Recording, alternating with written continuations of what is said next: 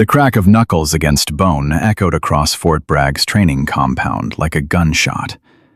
40 elite Navy SEALs watched in frozen horror as Lieutenant Marcus Brennan's fist connected with the jaw of the small woman in tactical gear he'd been mocking all morning. She staggered back one step. Just one. Her hand came up slowly, touching the blood at the corner of her mouth. What happened in the next 3 seconds would end a decorated officer's career and prove that the deadliest warriors don't announce themselves with noise.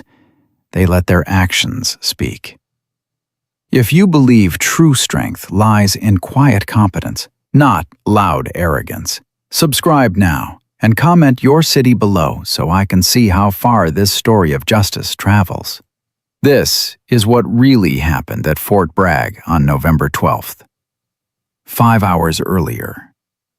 Listen up, people. We've got 36 hours to run the tightest hostage rescue simulation this task force has ever seen. Lieutenant Marcus Brennan's voice carried across the pre-dawn assembly area like he owned the morning itself.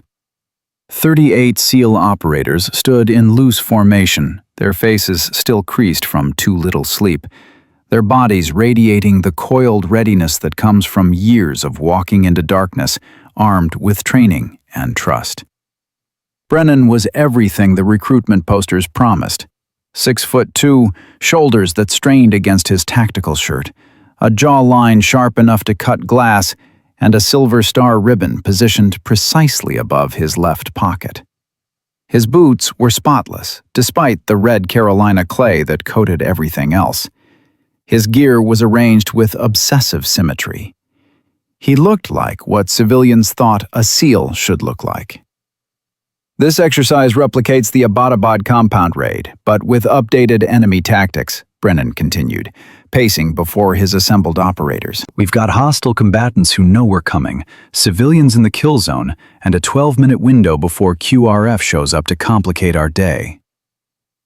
Standing in the third row, barely visible behind two broad-shouldered operators, Sarah Chen adjusted the radio headset resting around her neck. She'd been with this task force for exactly 8 days. 8 days of being introduced as Communications Specialist Chen from Naval Special Warfare Support Activity. 8 days of polite nods and careful distance.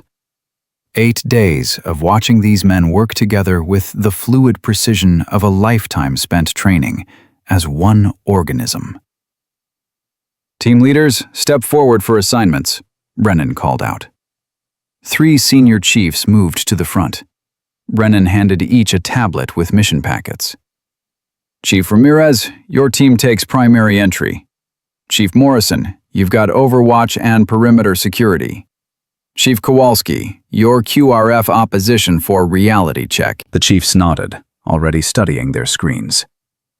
Now, before we kit up, we need to address the elephant in the room. Brennan's voice shifted, taking on an edge that made several operators glance at each other.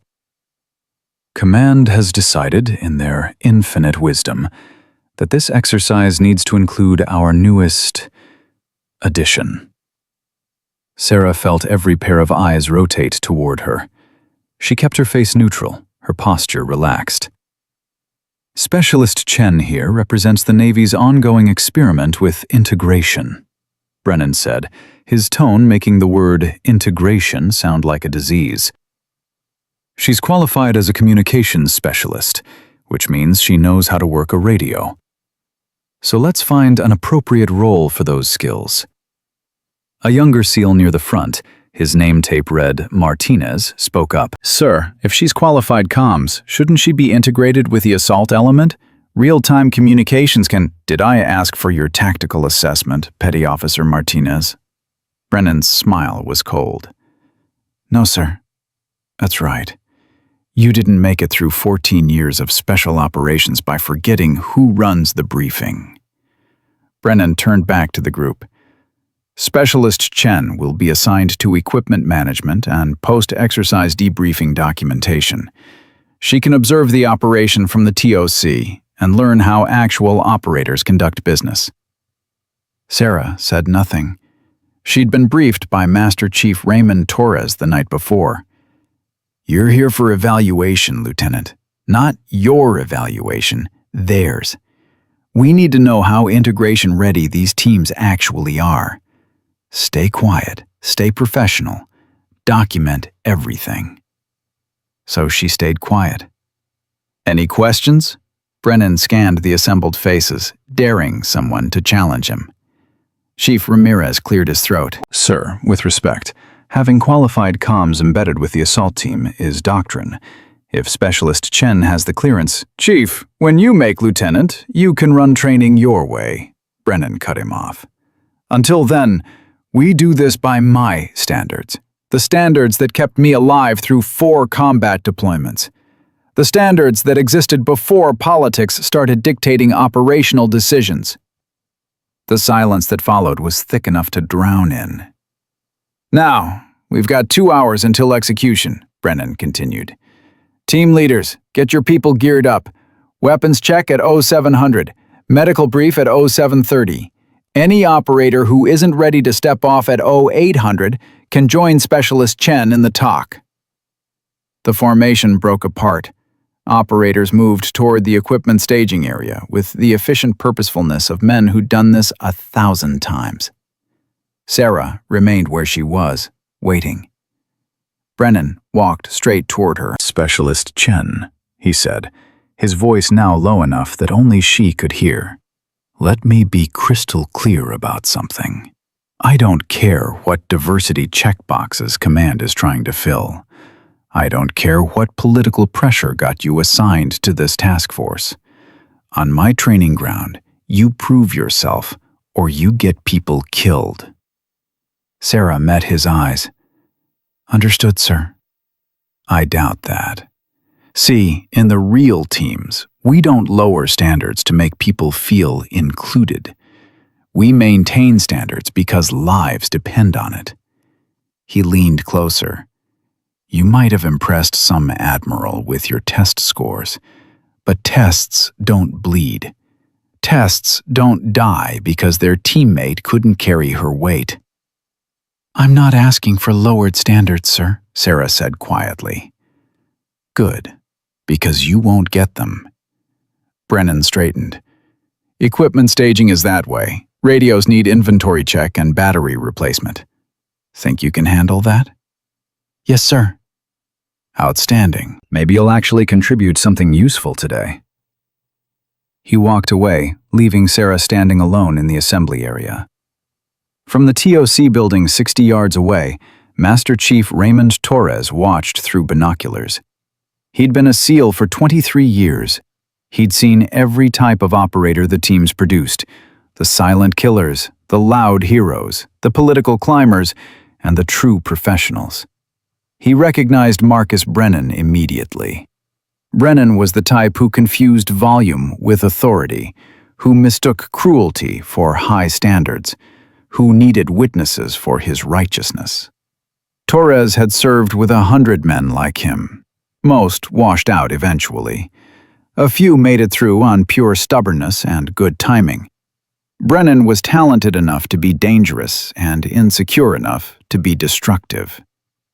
Torres lowered his binoculars and picked up his radio. DOC to team leaders. Be advised I'll be observing training directly. Carry on. He walked toward the equipment staging area where Sarah Chen was already beginning her assigned task. 6 hours earlier, Sarah had been someone else entirely. The naval aviator who'd flown her from Dam Neck, Virginia to Fort Bragg had called her Lieutenant when she boarded. Old habit. She'd smiled and corrected him. Just Chen. I'm support staff for this trip. She'd spent the flight reviewing Brennan's file. 14 years in the teams, 3 deployments to Iraq, 1 to Afghanistan. Solid operational record. Multiple commendations. Instructor certified. Promoted to lieutenant right on schedule. But there were notes in the margins, the kind that didn't appear in official records. Notes from other female service members who'd rotated through his training courses. Notes about comments, about assignments, about the subtle 1,000 ways a man in power could make clear that certain people would never really belong. Master Chief Torres had been blunt during their planning meeting. Brennan's the test case, Lieutenant. He's good enough that we can't dismiss him, influential enough that others follow his lead, and just careful enough that nothing's ever quite actionable. We need to know if the teams can actually integrate, or if men like him will poison the well permanently. And if they can't? Sarah had asked. Torres had fixed her with those steady brown eyes that had stared down terrorists and admirals with equal calm. Then we get an honest answer and we build a different path. But we need truth, not politics. Can you give us truth? She'd said yes because 3 years ago she'd graduated BUD/S in the first female integration class. She'd said yes because 14 months in DevGru's Silver Squadron had taught her that respect was earned in the dark places, where no one was watching. She'd said yes because pretending to be less than she was, even temporarily, might save future operators from washing out, not because they couldn't meet the standard, but because the system never gave them a chance to try. Now, kneeling in the red dirt of Fort Bragg with a dozen military radios spread before her, she was just communications specialist Chen. No rank, no history, no authority. Just another woman trying to prove she belonged in a world that had already decided she didn't. The equipment check took 40 minutes. Sarah tested each radio, replaced batteries, confirmed encryption codes. The work was mindless, muscle memory from 1,000 pre-mission preps. Her hands moved automatically while her mind cataloged everything happening around her. Chief Ramirez's team was running communications drills. Good discipline. Hand signals crisp, verbal brevity solid. Chief Morrison's Overwatch element was zeroing optics. One of his snipers, older guy, probably late 30s, was having scope trouble.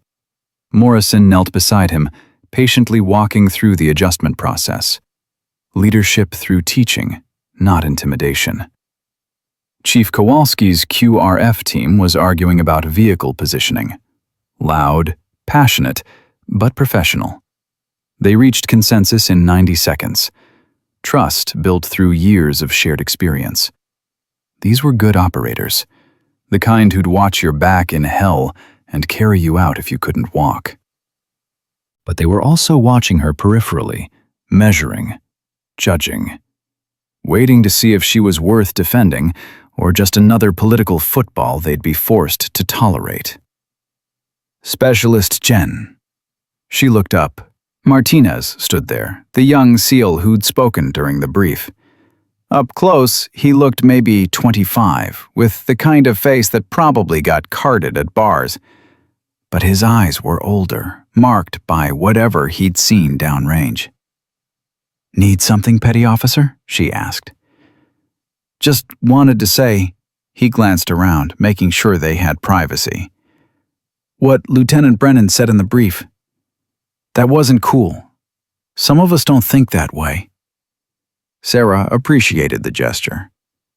"I'm here to do a job. His opinion doesn't change that." "Yeah, but still." Martinez shifted his weight, uncomfortable.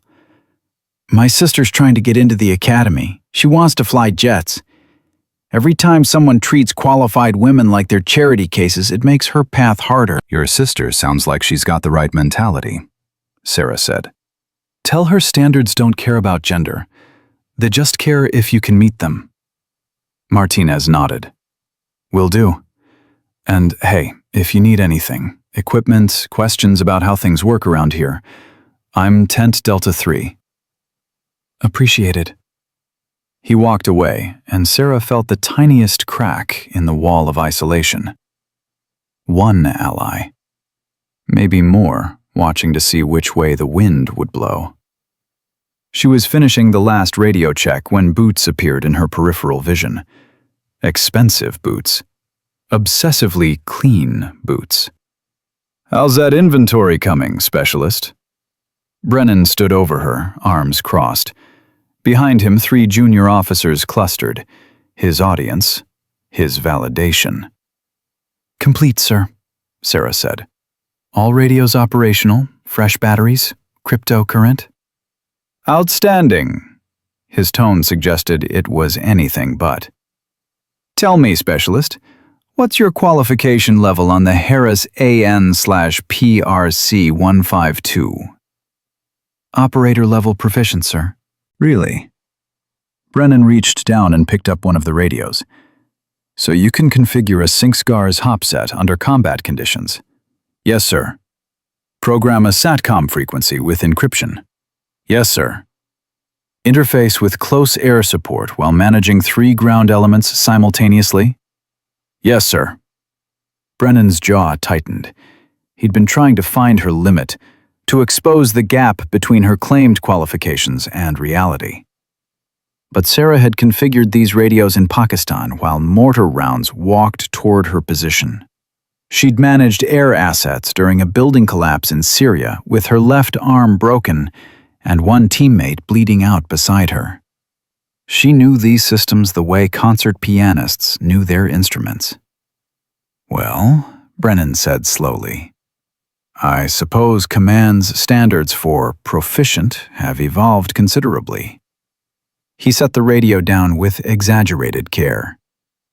"In my day, we actually had to use this equipment in combat before claiming expertise." Sarah said nothing. The bait was obvious. "Tell me about your combat experience, Specialist Chen. Where have you deployed?" This was the trap. If she maintained her cover as support personnel, she'd have to claim minimal combat exposure. If she revealed her actual record, the whole evaluation fell apart. "Classified deployments, sir," she said carefully. "Support role." "Support role?" Brennan's smile was vicious. "So you've never actually been in a firefight? Never had to make split-second decisions with lives on the line? Never felt what it's like when the training becomes real and people die if you make mistakes?" "I didn't say that, sir." "You didn't have to." He gestured to the radios. "This is all theoretical for you. You learned it in some air-conditioned classroom at Dam Neck, got your certification, and now you're here to check a box on someone's diversity report." The 3 junior officers behind him snickered. Sarah kept her breathing steady. "With respect, sir, I'm qualified for the position I hold." "Qualified on paper." Brennan crouched down to her eye level. "Here's what you don't understand, Specialist. The teams aren't about paperwork. They're about the man to your left and the man to your right trusting you with their lives. That trust is earned in blood and sweat and years of proving yourself. You can't show up with a certificate and expect that trust to just materialize." "I'm not expecting anything, sir. I'm here to work." "No." His voice dropped to a whisper meant only for her. "You're here because someone decided their political career needed you to be here. You're here because admirals who've never been shot at think the teams should look more like a college brochure. You're here because the standards that kept us alive for 50 years apparently matter less than making Congress happy." He stood abruptly. "Equipment check complete. You can observe from the TOC during exercise execution. Try not to distract the actual operators." Sarah watched him walk away, his junior officers trailing like pilot fish. From 30 yards away, Master Chief Torres had heard every word. He'd positioned himself deliberately, wanting to see how Brennan operated when he thought no one important was watching. The performance had been textbook. Loud enough to establish dominance, quiet enough to avoid official complaint, cruel enough to wound, but wrapped in enough professional language to provide deniability. Torres had seen this movie before. It always ended the same way. He just hadn't expected it to end quite so dramatically. The exercise kicked off at 0800 hours. Sarah sat in the TOC, Tactical Operations Center, surrounded by monitors showing drone feeds, helmet cameras, and tactical displays. The operations officer, a commander named Phillips, ran the show with quiet competence. "Assault element, report status," Phillips said into his headset. "Ramirez here, 200 meters from objective, on schedule. Morrison, overwatch positions? Set and locked, We own all approaches. Kowalski, QRF ready? Rolling in 7 mics on your call, sir. Sarah listened to the professional brevity, the practiced efficiency.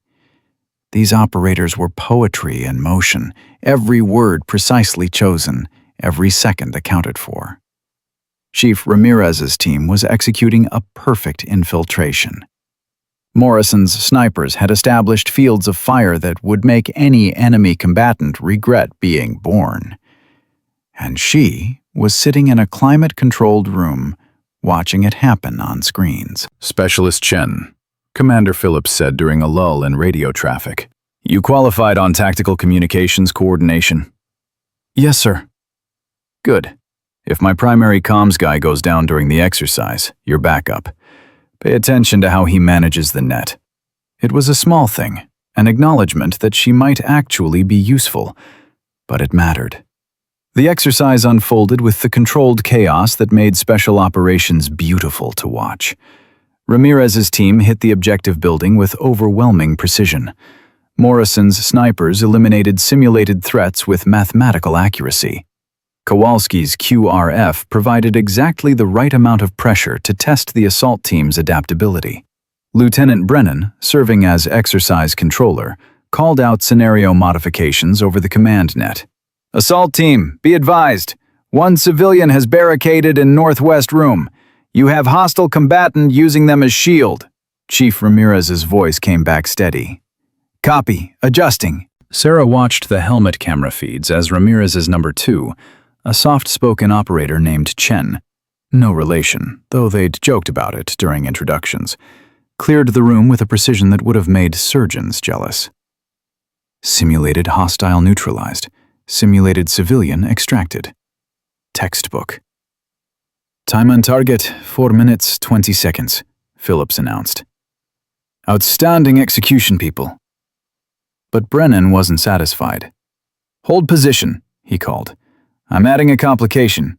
Civilian in distress, medical emergency in South Corridor. Assault team, respond. Sarah frowned. Medical emergencies weren't part of the original scenario. Brennan was improvising, testing, pushing. Ramirez adapted immediately, detaching his medic to handle the simulated casualty. Clock's ticking, Chief. Brennan's voice had an edge now. Hostage has chest trauma. What's your medic doing? The helmet camera showed the medic, call sign Doc, assessing, treating, preparing for evacuation. Sir, requesting medevac bird, Ramirez said. Denied, Brennan responded. Weather's socked in. You carry your casualty out or they die. What's it going to be? Sarah saw the calculation happening in real time. The assault team was already operating on a tight timeline. Carrying a casualty would slow them. But leaving someone to die violated every principle these men held sacred. We carry them, Ramirez said without hesitation. Copy. Casualty weighs 80 pounds, adult male, dead weight. Figure it out. The exercise continued, now with Ramirez's team burdened by the simulated casualty. Their movements slowed. Their security posture tightened. But they adapted, covered each other, and pushed forward. Sarah found herself leaning forward, invested despite herself. These operators were artists, turning chaos into choreography. Assault team, be advised. QRF response time shortened, Brennan announced. You've got 2 minutes before you're compromised. Copy. Ramirez's breathing was slightly labored now. Double timing. They made it to the extraction point with 30 seconds to spare. The exercise controllers called ENDEX, end of exercise, and the training area went still. All elements consolidated at rally point for debrief in 15 minutes, Commander Phillips announced. Sarah stood, gathering her notes. She'd documented everything: team performance, communications protocols, decision matrices. Master Chief Torres would want a full written report. As she exited the TOC into the bright Carolina morning, she nearly collided with Lieutenant Brennan. Specialist Chen? His face was flushed, whether from heat or anger she couldn't tell. Did you learn anything useful watching actual operators work? Yes, sir. Chief Ramirez's team demonstrated excellent. I wasn't asking for a tactical analysis. Brennan cut her off. I was asking if you learned your place. The mask slipped. Just for a second, but Sarah saw it. This wasn't about standards or qualifications. This was personal. Brennan needed her to be less than him, needed her to fail, needed the world to confirm that his prejudices were actually principles. I learned, Sarah said carefully, that leadership adapts to circumstances, rather than forcing circumstances to validate biases. Brennan's face went red. You want to talk about bias, specialist? How about the bias that got you here? The bias that says we need to compromise decades of proven standards because someone's feelings might get hurt? I never asked for compromised standards, sir. You didn't have to. Your mere presence is a compromise. His voice was rising now, and other operators were starting to notice. Every minute I spend managing the optics of having you here is a minute I'm not spending making these operators better. Every scenario I have to adjust because, God forbid, we make you uncomfortable is a scenario where real training gets diluted. Sir, I haven't asked for special treatment. You don't need to ask. It's baked into every interaction. Brennan was fully shouting now. You want to prove you belong? Fine. Let's test that. After debrief, we're running combatives training. You're going to demonstrate basic defensive techniques. If you can't handle that, I want you to look these operators in the eye and tell them you deserve to be here. Sarah felt the weight of 40 pairs of eyes on her. The gauntlet had been thrown. If she declined, she was weak. If she accepted, she played into his game. Master Chief Torres materialized beside them, his presence like gravity pulling everyone's attention. Lieutenant Brennan, Torres said quietly. A word. Master Chief, I'm conducting training. Now, Lieutenant. The two men walked 15 feet away. Sarah couldn't hear their conversation, but she could see Brennan's body language shifting from aggressive to defensive. Torres spoke calmly, never raising his voice, but Brennan's face went from red to white. When they returned, Brennan's voice was tight with controlled fury. Specialist Chen, report to training mat area in 30 minutes. We're running a basic combatives demonstration. You'll assist. Yes, sir. Torres caught her eye briefly. A warning flashed there. Be ready. The next 2 hours would change everything. The training mat was old canvas stretched over foam, stained with years of sweat, and marked with scuff patterns from thousands of drills. Sarah arrived exactly on time, already changed into the standard physical training uniform. Around her, 38 SEALs formed a loose circle, their faces showing everything from curiosity to discomfort to outright hostility. Brennan stood at the center like a prosecutor preparing his closing argument. Gather in, people. We're going to cover basic combatives fundamentals, and Specialist Chen has volunteered to help demonstrate proper defensive technique. The way he said volunteered made it clear no volunteering had occurred. This is about survival. When your weapon's gone, when you're alone, when it's just you and the enemy, technique is all that stands between you and a body bag. Chief Ramirez shifted his weight uncomfortably. Sir, shouldn't we pair people by weight class for safety? That's exactly my point, Chief. Brennan's smile was razored. The enemy doesn't care about weight classes. They don't care about fairness. A 120-pound operator needs to defend against a 200-pound combatant, just like everyone else. Lower standards don't exist downrange.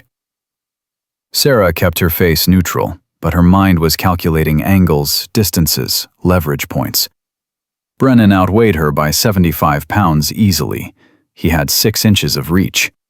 But he also telegraphed his intentions like billboard advertisements, and his stance was already too wide, too aggressive, sacrificing mobility for intimidation. Specialist, center mat, Brennan commanded. She walked forward, her movements loose and controlled. The circle of seals closed in slightly, everyone wanting a better view of whatever was about to happen. "Basic wrist control escape," Brennan announced, grabbing her right wrist with unnecessary force. His grip was meant to hurt, to prove his point about strength differential. "When an opponent establishes grip dominance, your options are limited.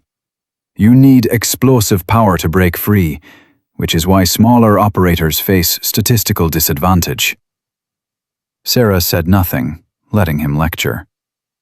"The Standard Academy teaches rotation against the thumb," he continued, twisting her wrist to demonstrate the vulnerability. "But that assumes your opponent doesn't know the counter. Watch."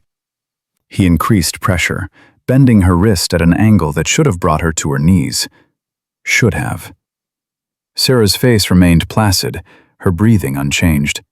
Years of pain tolerance training in SEER school had recalibrated what her body registered as actual threat versus temporary discomfort. Brennan's jaw tightened. "You're supposed to attempt the escape, specialist." "You didn't instruct me to, sir." A few SEALs snickered. Brennan's face flushed. "Fine. Attempt standard escape. Now." Sarah executed the technique exactly as taught in basic training. Rotate against thumb, step back, create distance. Textbook perfect. Brennan maintained his grip easily. "See?" he addressed the crowd. "Technique without power is theory. This is reality." Martinez spoke up from the circle. "Sir, she executed the move correctly. If you'd released as a training partner should, Martinez, are you suggesting the enemy will release when asked politely?" Brennan's voice dripped sarcasm. "Please, enlighten us with your extensive combat experience. Oh wait, you've been in the teams for what, 18 months? Martinez's face went red, but he shut his mouth. Sarah felt the dynamic shifting. Brennan was isolating not just her, but anyone who might defend her. Classic power play. Make the cost of alliance higher than the cost of silence. "Let's try something more dynamic," Brennan said, releasing her wrist. "Front headlock position. Common in close quarters when grappling goes to the ground." He moved behind her, wrapping his arm around her neck in a loose front headlock. The position was controlling without being immediately dangerous, designed to demonstrate dominance while maintaining training safety margins. From here, the attacker controls your posture, can strike your body, can transition to a choke. His voice was professorial now, enjoying the teaching moment. Defense requires hip escape, hand fighting, and aggressive counterattack. Hesitation gets you killed. Sarah could feel his heartbeat against her shoulder blade. Elevated. He was enjoying this more than he should. This wasn't about training anymore. It was about humiliation. About proving that she didn't belong. About validating 13 years of assumptions that women couldn't hack it in the teams. Specialist, defend. She executed the standard defense, dropped her hips, fought his grip with both hands, created space, and pivoted out. Again, textbook perfect. Again, Brennan maintained position easily through superior strength. "See the problem?" Brennan addressed his audience. "Perfect technique, zero effectiveness. This is what happens when we prioritize inclusion over capability." Chief Morrison, the Overwatch team leader, spoke carefully. "Sir, with respect, training partners are supposed to allow technique execution for learning purposes. Real resistance comes later." "Training partners are supposed to simulate reality, Chief." Brennan's tone was dismissive. "Reality is that physical mismatches exist. Reality is that upper body strength matters. Reality is that some people simply don't have the physical tools for this job, and pretending otherwise is dangerous." Sarah remained silent, locked in his grip, waiting. Master Chief Torres stood outside the circle, arms crossed, watching everything with those unreadable brown eyes. Brennan shifted his weight, adjusting his hold to something tighter, more restrictive. Let's discuss choke defense. When you can't breathe, technique falls apart. Panic sets in. This is where mental toughness separates operators from pretenders. He increased pressure against her carotid artery, not enough to render her unconscious, but enough to restrict blood flow, to create that crawling panic sensation that came from oxygen deprivation. Sarah controlled her breathing, relaxed into the hold, conserved energy. She'd been choked unconscious 17 times during training. This was mild. "Notice how she's not panicking," Brennan said, surprised despite himself. "That's good. But survival isn't about staying calm while you die. It's about effective counterattack." He released the choke, and Sarah sucked in air with measured breaths. "You good?" Brennan asked, and for a moment something almost human flickered in his voice. "Yes, sir." "Outstanding. Because we're going to run it again. And this time you're going to show these operators what happens when technique meets reality." They cycled through the sequence 5 more times. Each iteration, Brennan increased intensity. Each time, Sarah executed perfect technique. Each time, he powered through it, proving his point about strength differential. The SEALs watched in increasingly uncomfortable silence. This had stopped being training and become something else. Something darker. "Enough," Chief Ramirez finally said. "Sir, I think we've demonstrated the point." "Have we?" Brennan released Sarah and stepped back. "Because what I've demonstrated is that Specialist Chen, despite apparently being qualified, cannot defend herself against a realistic opponent. What I've demonstrated is that in actual combat, she becomes a liability." Sarah straightened, rolling her shoulders. "With respect, sir, you haven't demonstrated anything except that you're stronger than me. That was never in question." The circle went dead silent.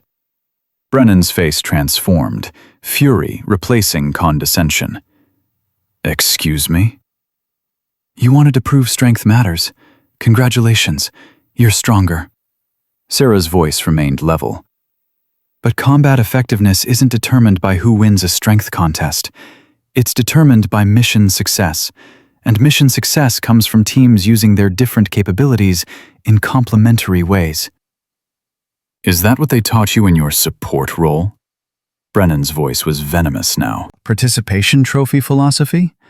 Everyone gets a gold star for trying?" "No, sir. They taught me that operators who rely solely on physical strength develop predictable patterns. They taught me that the most dangerous combatants are the ones who understand leverage, timing, and psychology. They taught me that ego is a tactical vulnerability." Several SEALs glanced at each other. This quiet communications specialist had just challenged a combat-decorated lieutenant in front of 40 witnesses. Brennan stepped closer, invading her space. "You think you understand combat? You think your classroom lectures taught you something about real violence?" "I think real violence doesn't care about gender, sir. It cares about competence." "Then let's test your competence." Brennan's voice dropped to a dangerous whisper. "Full contact drill. You defend, I attack. We'll see how your theories about leverage hold up when someone's actually trying to hurt you." Martinez stepped forward. "Sir, that's outside training parameters. We need safety protocols." "This entire exercise is outside normal parameters, Martinez." Brennan spun on him. "We're training people to survive terrorist attacks, not teaching kindergarten playground rules. Specialist Chen wants to prove she belongs? Fine. Prove it." Torres's voice cut through the tension like a knife. "Lieutenant Brennan, a word. Now." Brennan's face went through several expressions: anger, frustration, calculation. "Master Chief, I'm conducting sanctioned combatives training." "And I'm directing you to step aside, now." Torres's voice held no room for negotiation. They walked to the edge of the mat. Torres spoke quietly enough that Sarah couldn't hear words, but she could read body language. Torres was giving Brennan an out, a way to de-escalate without losing face completely. Brennan shook his head, said something sharp. Torres responded with something that made Brennan go rigid. When they returned, Brennan's voice was tight with barely controlled rage. "We're going to run one more demonstration. Basic strike defense. Specialist Chen will demonstrate proper blocking technique against simulated attacks." "Thank you, sir," Sarah said, knowing this wasn't over. Brennan positioned himself in front of her, fists raised in a basic fighting stance. "I'm going to throw slow strikes. You're going to demonstrate proper defensive blocks. This is about technique, not contact. Everyone clear?" Nods around the circle.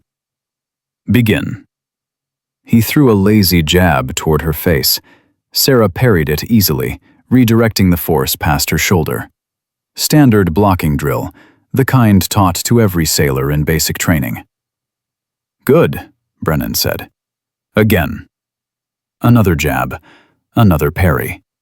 The rhythm was almost meditative, a dance they'd both practiced 1,000 times with 1,000 different partners.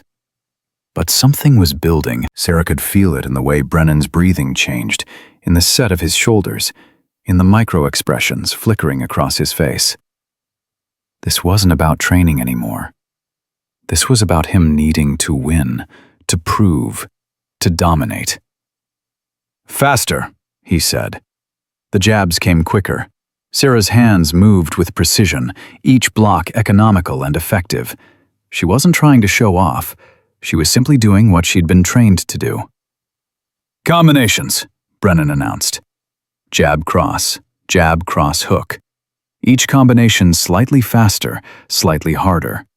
Sarah's defense remained solid, her footwork keeping her positioned perfectly, her hands protecting her center line.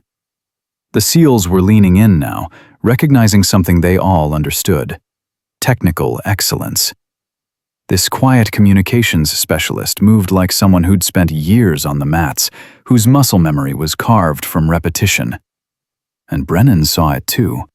Saw the recognition in his operator's eyes, saw his narrative crumbling, saw that his demonstration was backfiring spectacularly. "Add takedown defense," he said abruptly.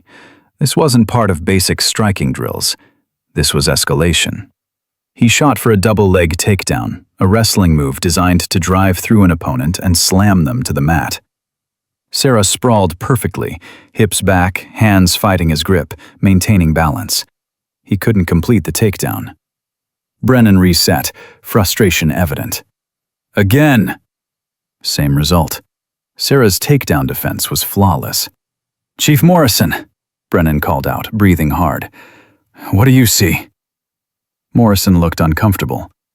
"Sir, I see solid defensive fundamentals. From someone who's supposedly never been in combat? From someone whose qualification is working a radio?" Morrison said nothing. Brennan turned back to Sarah, and she saw it in his eyes. The moment when training became personal, when instruction became attack, when an officer stopped being a professional and became just another man who couldn't handle being wrong. "You're not taking this seriously," he said. "I'm executing every technique you've asked for, sir. No, you're performing. You're putting on a show. You think this is a game?" "I think this is training, sir." "Training?" His voice rose. "You want to know what real training feels like? What real pressure feels like?" "Lieutenant," Torres's voice carried a warning. Brennan ignored him. "On the battlefield, nobody goes slow. Nobody pulls their punches. There's only this." He threw a full-speed right cross aimed at her face. No warning, no training discipline, just sudden, violent intent. Sarah slipped the punch by inches, felt the air displacement as his fist whistled past her ear. The circle of SEALs gasped collectively. "Sir, what the hell?" Chief Ramirez started forward. Brennan was already resetting, throwing another punch, this one a hooking blow toward her jaw. Sarah parried it, but the force jarred her arm. This wasn't controlled training. This was assault. "You want to be an operator?" Brennan snarled. "Prove it! Fight back!" "Sir, stop!" Martinez yelled. Another punch, this one grazing her shoulder as she twisted away. The circle was breaking down, SEALs shouting, starting to intervene. But everything was happening too fast. Sarah's mind went cold and clinical. Brennan had crossed the line. This was no longer training. This was a superior officer assaulting a subordinate in front of 40 witnesses. She could defend herself. Every instinct screamed at her to drop him where he stood. But if she did, the entire evaluation was compromised. If she fought back, she became the aggressor, the woman who couldn't control her emotions, the liability he'd claimed she was. So she defended, only defended. Each movement precise, economical, professional. She wasn't trying to hurt him. She was simply not letting him hurt her. And that made him even angrier. "Stand still!" he roared, throwing a combination that would have hospitalized a civilian. Sarah flowed between the strikes like water, her body remembering 14 months of DevGru training where the other operators, men who respected her, had pushed her to her absolute limits in preparation for the real thing. This was nothing compared to Silver Squadron's basement gym at Dam Neck. Brennan was breathing hard now, sweating, his technique degrading with each missed strike. He was bigger, stronger, but Sarah was faster, more technical, and most importantly, she wasn't emotionally compromised. "Enough!" Torres's voice boomed across the training area. Brennan hesitated, his fist drawn back for another strike. "I said enough, Lieutenant! Step back, now!" The circle of SEALs had tightened, several of them positions to intervene physically if needed. This had gone from demonstration to disaster. Brennan lowered his fist slowly, his chest heaving. "She needs to learn." "The only person here who needs to learn something is you," Torres said, his voice deadly quiet. "Get off my mat." "Master Chief, I'm conducting training." "You're assaulting a subordinate. There's a difference. Off the mat." Brennan looked around the circle, seeking support, finding only disgust and discomfort in the faces staring back at him. Even his junior officer groupies were backing away. He turned back to Sarah, and his face transformed one last time. The mask of professional instruction fell away completely, leaving only naked rage and humiliation. "You think you've won something here?" he said quietly. "You think embarrassing me in front of my operators proves anything? I've survived 4 combat tours. I've earned my place here. You're just a political stunt that'll wash out the moment things get real." Sarah met his eyes. "I'm not trying to embarrass you, sir. I'm trying to do my job." "Your job is to be a checkbox on someone's report, nothing more." "If you truly believe that," she said softly, "then you don't understand what this job actually is." Something in Brennan's expression shifted. For just a second, Sarah saw beneath the anger to something worse. Fear. Fear that he might be wrong. Fear that his entire worldview might be built on assumptions that were crumbling before his eyes. Fear that, if she could belong here, then what did that say about him? That fear made him dangerous. "We're not done," he said. "Tomorrow, full mission profile. You want to prove you belong? You'll embed with assault team. Real pressure, real stakes, real evaluation. We'll see how long your composure lasts when lives are on the line." Torres stepped between them. "Lieutenant, go cool off. That's an order." Brennan stared at Torres for a long moment, then turned and walked away, his back rigid with fury. The circle of SEALs slowly dispersed, everyone uncomfortable, no one sure what they'd just witnessed. Martinez approached Sarah cautiously. "You okay?" "I'm fine." That was... He struggled for words. That wasn't right. What he did. None of us thought that was right. Sarah nodded, but didn't trust herself to speak. The adrenaline was still coursing through her system, her hands wanting to shake, her breath wanting to come in gasps. But she held it together, because that's what professionals did. Chief Ramirez joined them. "Specialist Chen, for what it's worth, your defensive technique was solid. Really solid. Where'd you train?" "Various places, Chief." He studied her face, and Sarah saw the calculation happening behind his eyes. "Various places, right. You know, we've got a couple guys in my platoon who trained at Dam Neck with the advanced cadre." "They move kinda like you just moved." Sarah said nothing. "Anyway," Ramirez continued carefully, "if Lieutenant Brennan makes good on his threat about tomorrow's exercise, you'll be with my team. I run a professional outfit. You'll be judged on performance, not politics. Fair enough?" "More than fair, Chief. Thank you." Torres waited until everyone had cleared out before approaching Sarah. "Walk with me, Lieutenant."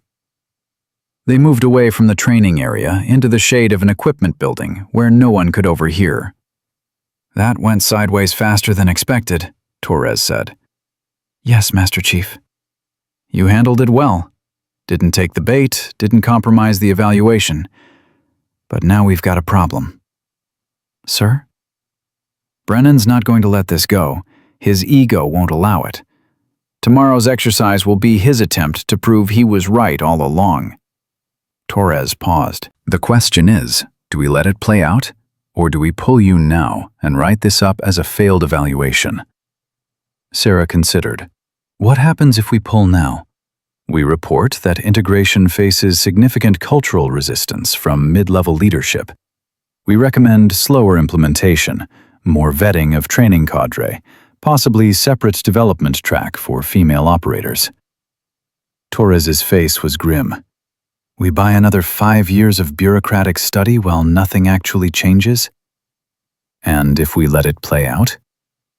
Then tomorrow you embed with Ramirez's team on a full mission profile. Brennan will be looking for any excuse to prove your reliability. If you make even one mistake, he'll use it to justify everything he said. If you perform well," Torres smiled slightly, "then we get truth. We get data that's undeniable." "What's the risk assessment, Master Chief?" "Honestly, Brennan's unstable. He crossed lines today that should have him relieved already. I've documented it all. But he's got friends in the Pentagon, and this evaluation is politically sensitive. If something goes wrong tomorrow, if you get hurt, if another operator gets hurt because of the distraction, if this turns into a circus, it sets the program back a decade." Sarah watched 2 young SEALs jogging past, their easy camaraderie evident. "What's your recommendation, Master Chief?" Torres was quiet for a long moment. "My recommendation? You're already better than half the operators on this base, and they don't even know it yet. You've earned your trident. You've earned your place in DevGru. But earn doesn't mean accepted. Brennan represents something bigger than himself. He represents every operator who's scared that change means their sacrifice didn't matter." He looked at her directly. "So my recommendation is, we finish this. We let you show these operators who you really are. Because the teams don't need another study or another report. They need to see with their own eyes that the standard doesn't change, only who meets it." "Then we finish it," Sarah said. "Good. Get some rest. Tomorrow's going to be a long day." Torres started to walk away, then paused. "Lieutenant, when this is over, when they know who you really are, that's when the real work begins. Today was one man's ego. Tomorrow might be 40 men's assumptions. You ready for that?" "I've been ready since BUD/S, Master Chief." "Yeah," Torres said quietly. I believe you have. Sarah walked back to her assigned quarters as the sun began setting over Fort Bragg. Tomorrow would reveal everything. Tomorrow, Brennan would either break or be broken. Tomorrow, 40 SEAL operators would confront their assumptions about who belonged in their brotherhood. And tomorrow, Sarah Chen would stop being a communications specialist and become exactly who she'd always been. A warrior who'd proven herself in the darkness and was tired of pretending to be anything less. The mission briefing started at 0530 hours, the sky still dark enough that the fluorescent lights inside the briefing room felt like an assault. Sarah sat in the back row with Chief Ramirez's assault team, 8 operators who'd introduced themselves with varying degrees of warmth. Most were professional, a few were cautiously friendly. One, a broad-shouldered senior chief named Kowalski, had simply nodded and said, "Keep up and we're good." Lieutenant Brennan stood at the front, pointing to satellite imagery projected on the wall. If yesterday's confrontation had rattled him, he showed no sign.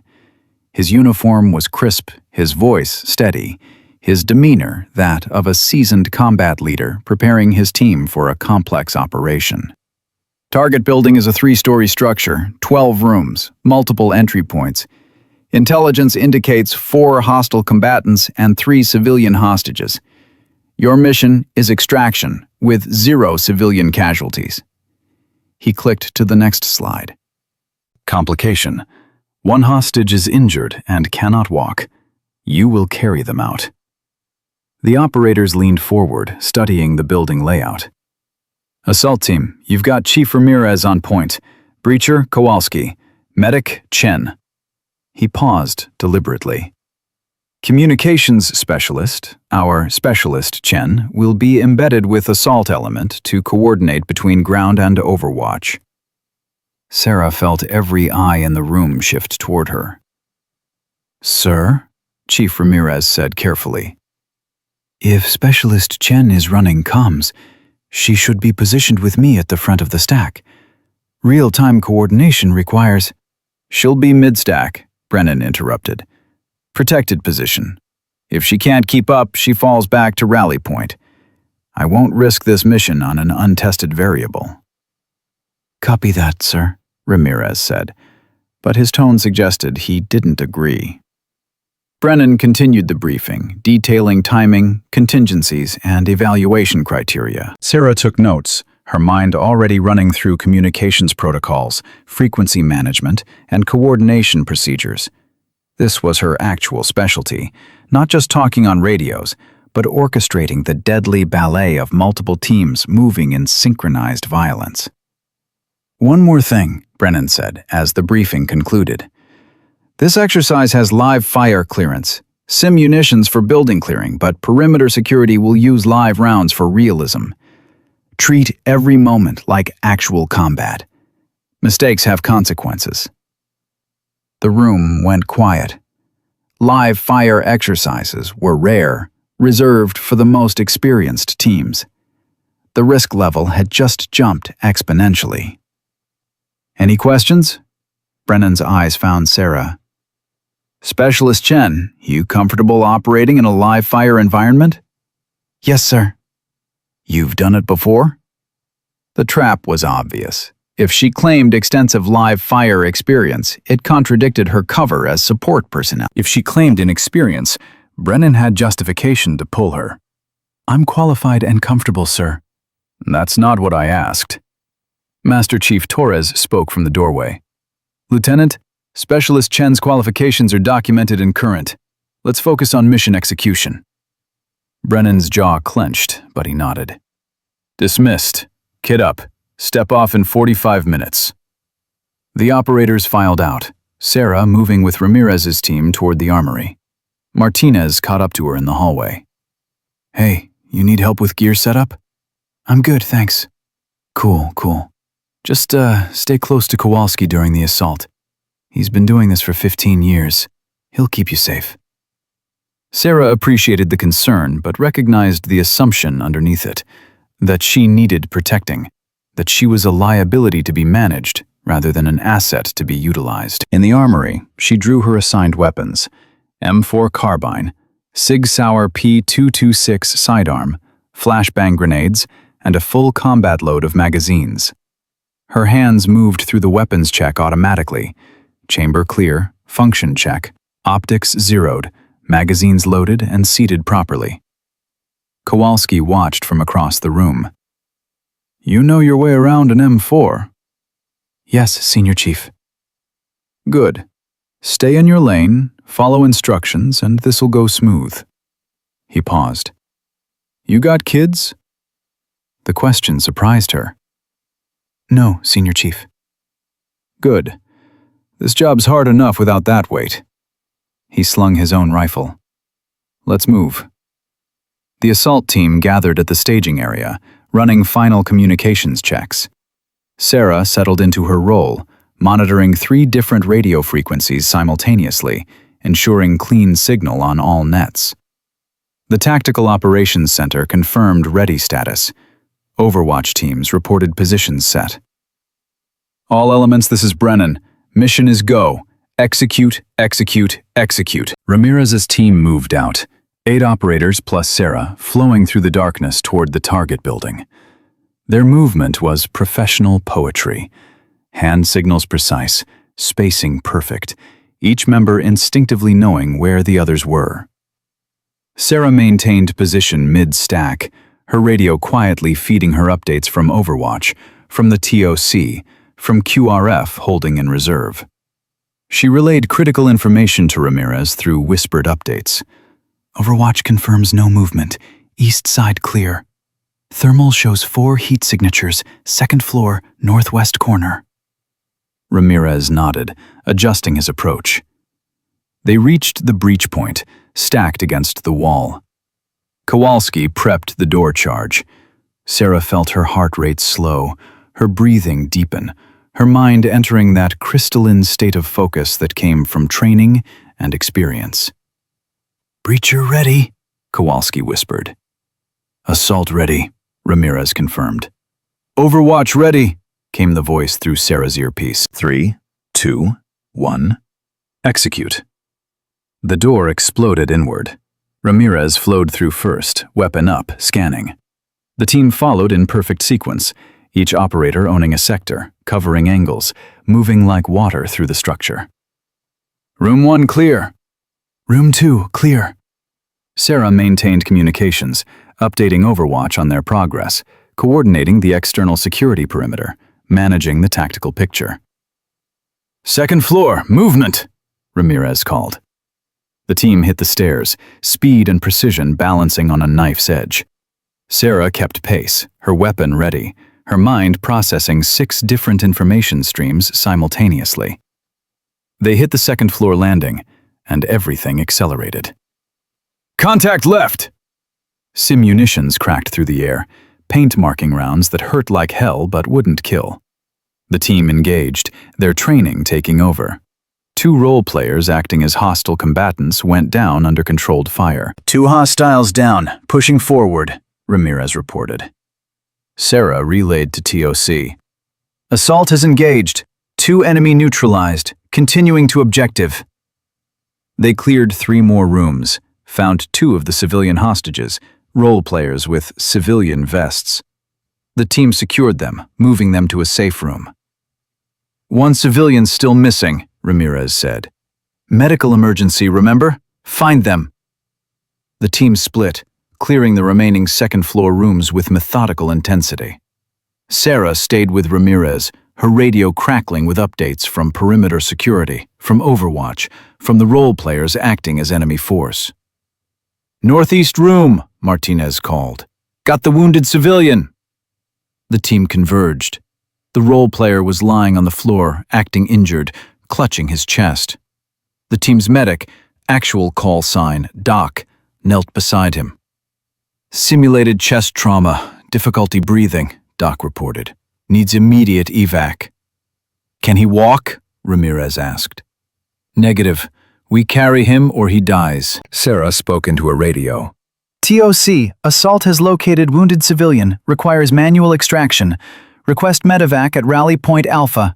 Brennan's voice came back sharp. Denied. Weather's compromised. No air assets available. You carry him out or he bleeds out on that floor. Clock's ticking, Ramirez. Ramirez didn't hesitate. Kowalski, you and Martinez on casualty carry. Everyone else maintains security. We move fast, we move together. The team reorganized, 2 operators preparing to carry the role player in a fireman's carry between them. Sarah calculated the timing. This would slow them significantly, reduce their security posture, make them vulnerable. Overwatch, be advised assault element is moving with casualty, reduced speed, she transmitted. Request enhanced perimeter coverage. Overwatch copies, adjusting. They started moving, the team flowing back through the building with practiced efficiency, despite the burden of the wounded role player. Sarah maintained her position, her situational awareness heightened, processing the tactical picture. They hit the first floor, approaching the exit. "Hold!" Ramirez commanded suddenly. Everyone froze. "I've got movement outside, northwest corner. Overwatch, confirm?" Sarah's earpiece crackled. "Overwatch confirms. 2 additional enemy role players moving to flank your exit point." "Brennan's adding complications," Ramirez muttered. "Okay, we adapt. Alternative exit, southeast side." They pivoted, the team moving with the fluid flexibility that separated good operators from great ones. Sarah updated the TOC, coordinated the perimeter shifts, kept everyone synchronized. They exited through the southeast door, emerging into the pre-dawn darkness. 50 yards to the rally point. 50 yards carrying a casualty with possible enemy contact. "Move!" Ramirez ordered. They pushed forward, weapons up, scanning sectors. Kowalski and Martinez struggled with the weight of the role player between them. Their breathing labored. 25 yards. "Contact right!" someone yelled. More simunitions cracked through the darkness. The team returned fire, maintaining movement, protecting the casualty, refusing to stop. 10 yards. They reached the rally point, the casualty secured, the entire team accounted for. Sarah's radio erupted with confirmations from all elements. Overwatch reporting enemy role players neutralized, perimeter security confirming extraction route clear, TOC validating mission success. "And X, and X, and X," Brennan's voice called over the command net. "All players, exercise complete. Consolidate at debrief point." The team relaxed slightly, adrenaline still pumping, but the immediate pressure released. Several operators clapped each other on the back. "Good run, people," Ramirez said. "Clean execution." Kowalski approached Sarah. "Your comms were solid, kept us informed, didn't clutter the net with unnecessary traffic. Proper work." "Thank you, Senior Chief." Martinez grinned. "See? Told you she'd keep up." They walked back toward the debrief area, the sky beginning to lighten in the east. Sarah felt the team's energy shifting. She'd performed well, proven competent, earned a measure of respect. For the first time since arriving at Fort Bragg, she felt like maybe, possibly, this evaluation might actually succeed.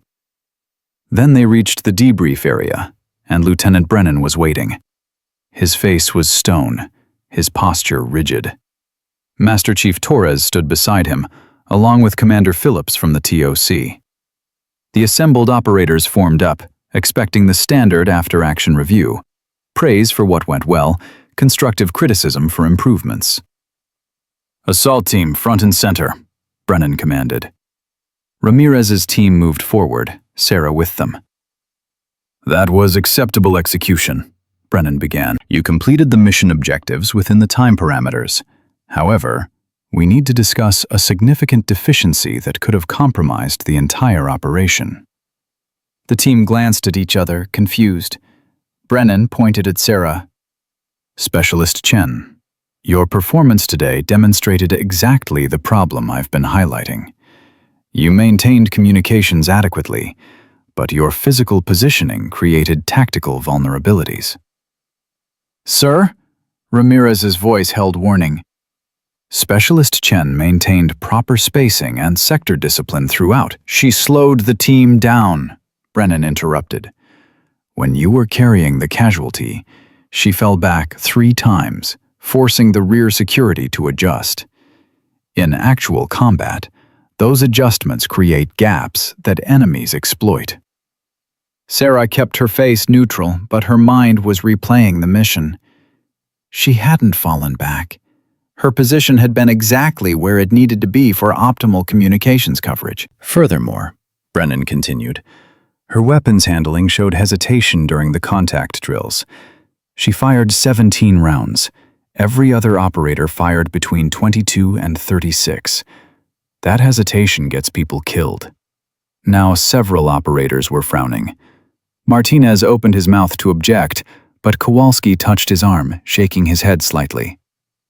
Sir, Sarah said quietly, I fired precisely the number of rounds required to neutralize visible threats. No hesitation, just fire discipline. Are you contradicting my tactical assessment, Specialist? I'm providing my perspective, sir. Brennan's face flushed. Your perspective is irrelevant.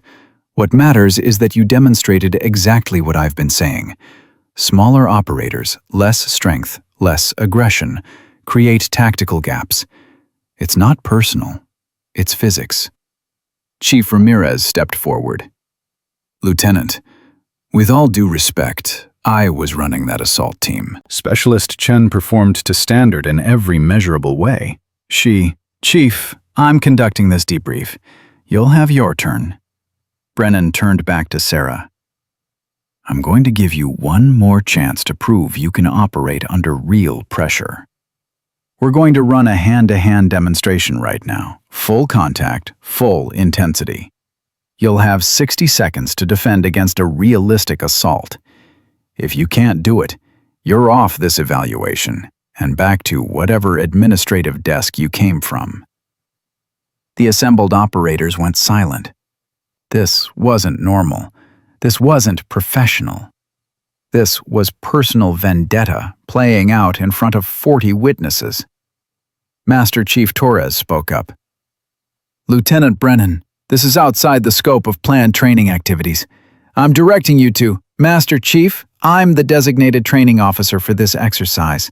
I have authority to conduct evaluation drills as I see fit. Brennan's voice was tight with barely controlled fury. Unless you're relieving me of command? Torres and Brennan locked eyes. The political calculation was obvious. If Torres relieved Brennan now, it became about command authority rather than integration evaluation. It gave Brennan ammunition to claim the whole thing was rigged. Proceed, Torres said quietly. But this goes in my report. Duly noted. Brennan turned to the training mat that had been set up for post-exercise combatives cool-down. Specialist Chen, center mat. Sarah walked forward, her mind calculating options. She could refuse, cite safety concerns, appeal to Torres, but that looked like weakness. That gave Brennan exactly what he wanted, proof that when real pressure came, she folded. Or she could end this, right now, in front of everyone. She reached the center of the mat. Brennan faced her, rolling his shoulders. Standard drill. I attack, you defend. 60 seconds.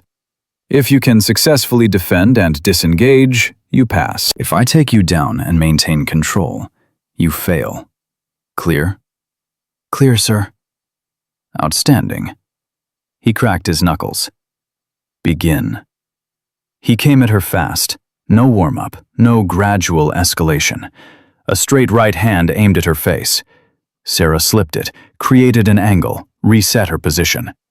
Brennan adjusted, threw a combination, jab, cross, hook. She parried, evaded, kept her center line protected. Faster! Brennan snarled.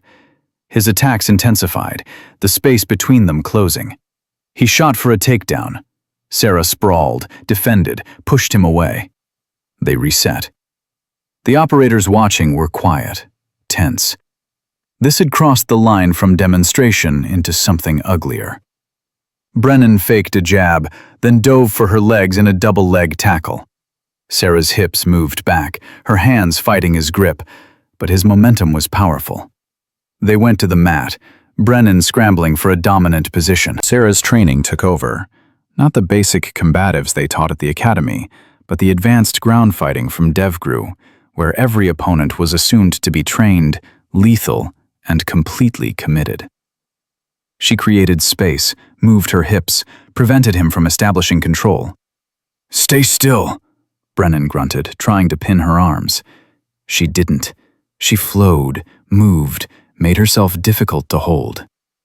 They grappled for 15 seconds, neither gaining clear advantage. The watching operators leaned in, recognizing technical skill they hadn't expected from the quiet communications specialist. Brennan was breathing hard now, frustrated.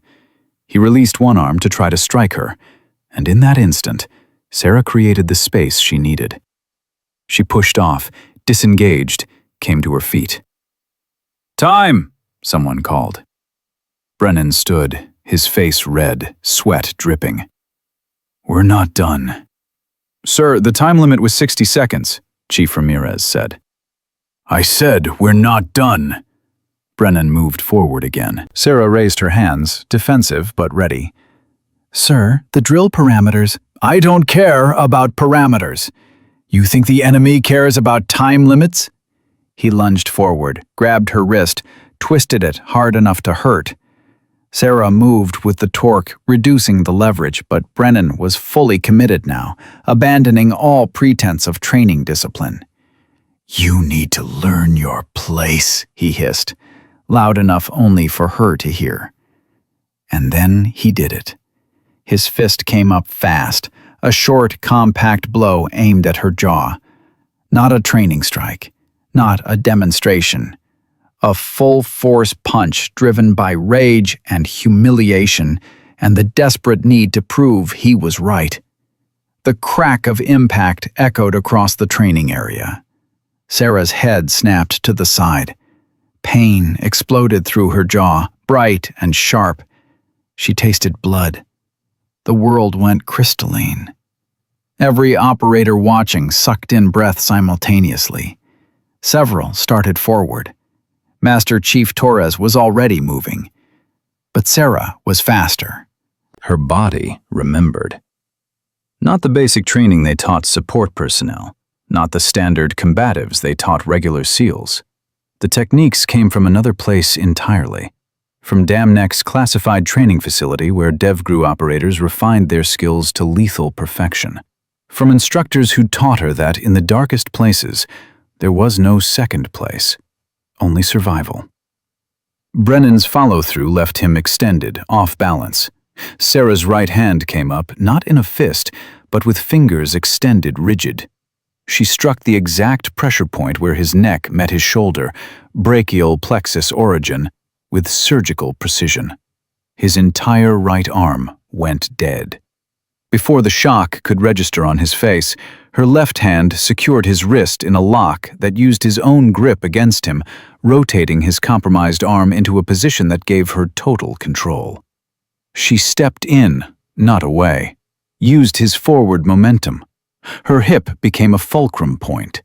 Physics took over. Brennan, 75 pounds heavier, went airborne. The controlled throw put him on his back on the mat with a sound like a body hitting pavement. Sarah flowed with him, maintaining wrist control, her other arm threading behind his head, establishing a rear-naked choke position before he could even process that he'd fallen. She didn't squeeze, didn't need to. Her forearm rested against his carotid artery with professional precision. Enough pressure to demonstrate total control, not enough to render him unconscious. The entire sequence took 1.8 seconds. Brennan lay on the mat, his eyes wide with shock and terror. His right arm still numb and useless, completely and utterly dominated by the woman he'd just punched. Sarah's face remained calm, professional, emotionless. She wasn't angry, she wasn't vindictive. She was simply a professional who'd executed a textbook response to an unprovoked assault. Master Chief Torres reached them. Specialist Chen, release and stand by. Sarah disengaged immediately, smoothly, rising to her feet in one fluid motion. She came to attention, blood still trickling from the corner of her mouth. Brennan scrambled up, his face cycling through emotions: shock, rage, humiliation, fear. She assaulted me. You all saw it. She... Lieutenant Brennan. Torres's voice could have frozen molten steel. Not one word. Brennan's mouth snapped shut. Torres looked at the assembled operators. Did anyone here see Specialist Chen initiate that engagement? 40 heads shook no. Did anyone see Lieutenant Brennan strike Specialist Chen in the face? 40 heads nodded yes. Outstanding. Torres turned to Commander Phillips. Sir, I'm formally requesting Lieutenant Brennan be relieved of his training duties pending investigation. Phillips's face was stone. Granted. Lieutenant Brennan, you're confined to quarters until further notice. Brennan looked around wildly, seeking support, finding none. Even his junior officer groupies were backing away. This is political correctness gone insane. Brennan's voice cracked. I'm a decorated combat veteran. You're going to end my career over this political stunt? Torres stepped closer. Lieutenant, you punched a subordinate in the face in front of 40 witnesses. That's assault. That's conduct unbecoming. That's career-ending. The only political stunt here is you thinking your rank gave you the right. You don't understand. She's not what she claims. She's what? Torres interrupted. Competent? Professional? Capable of defending herself when assaulted? Which of those qualities disqualifies her from service? Brennan had no answer. Torres pulled out his tactical tablet. Let me help you understand who you just punched, Lieutenant. His fingers moved across the screen. Petty Officer Chen's actual service record. The one with Tier 1 security clearance.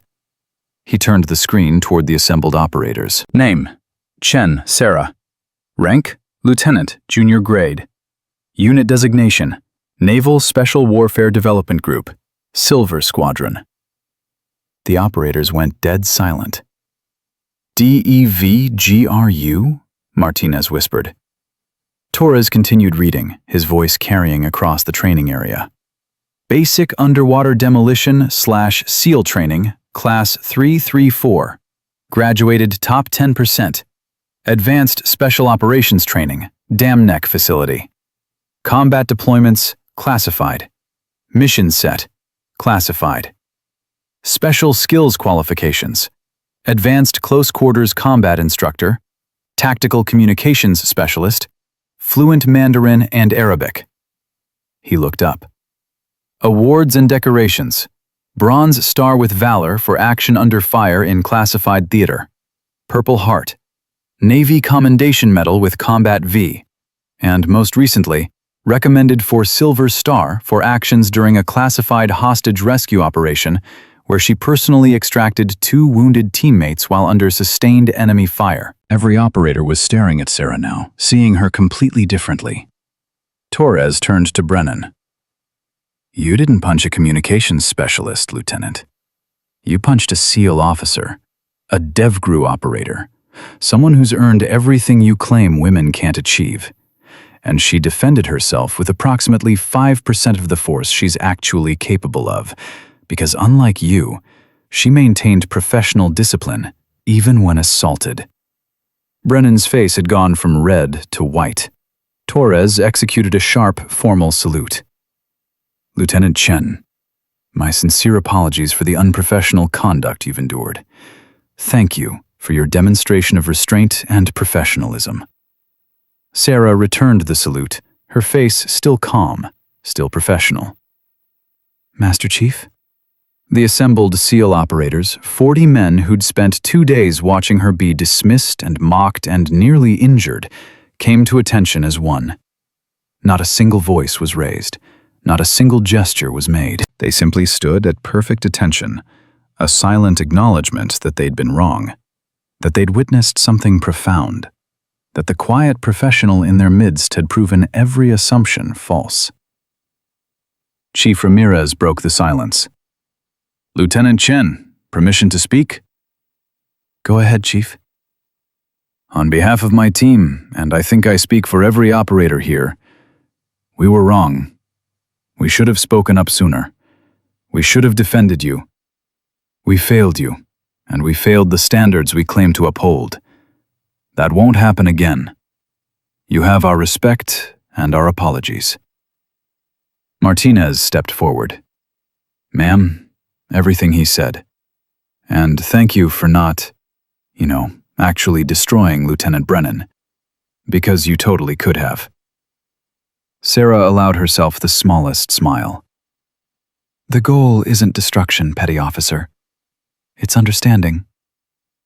She looked at Brennan, who stood isolated now, his career in ruins, his worldview shattered. "Lieutenant Brennan, you were right about one thing," she said quietly. "Standards matter. They're the foundation of everything we do. Where you were wrong is thinking standards had anything to do with gender. Standards are about capability, competence, and character. I've met those standards. So have thousands of other women in uniform. And we'll keep meeting them, regardless of how many people like you stand in our way." Brennan said nothing. There was nothing left to say.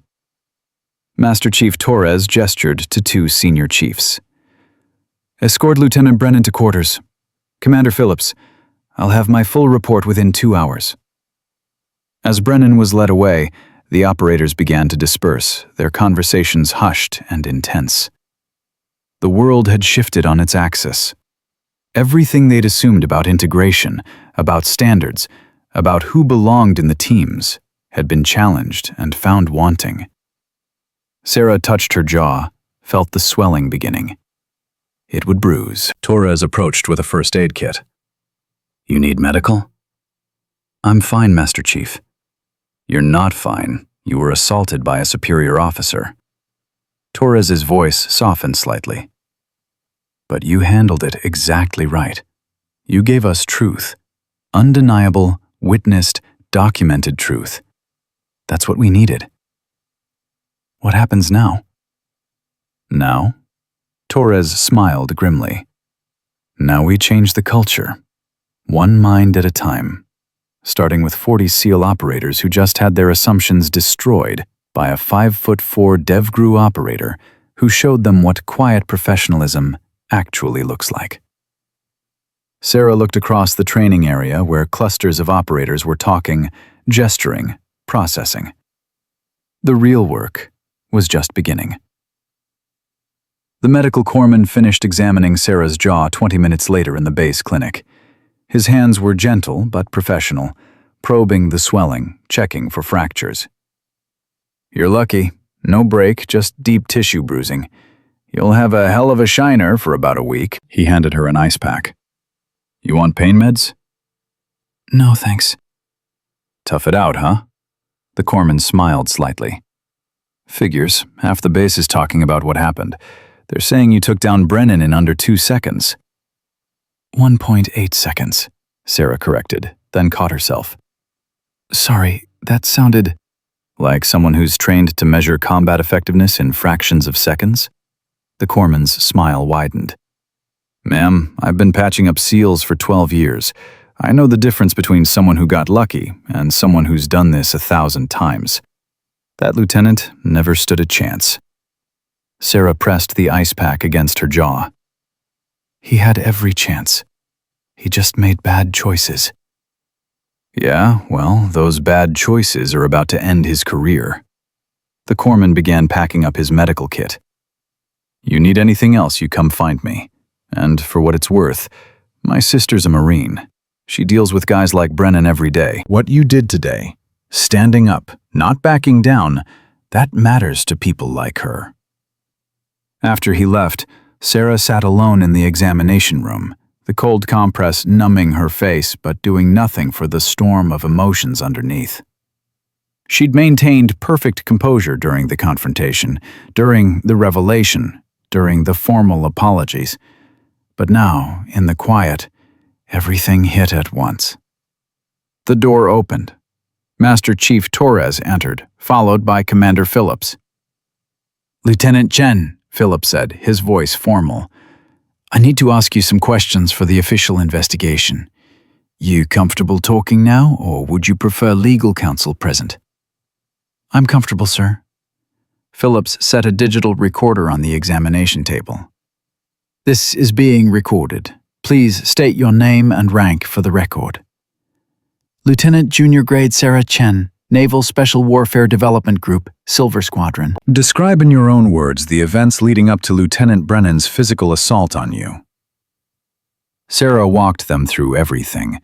The initial briefing, the mat demonstration, Brennan's escalating aggression, the 60-second drill that exceeded parameters, and finally, the punch. She kept her voice steady, factual, professional.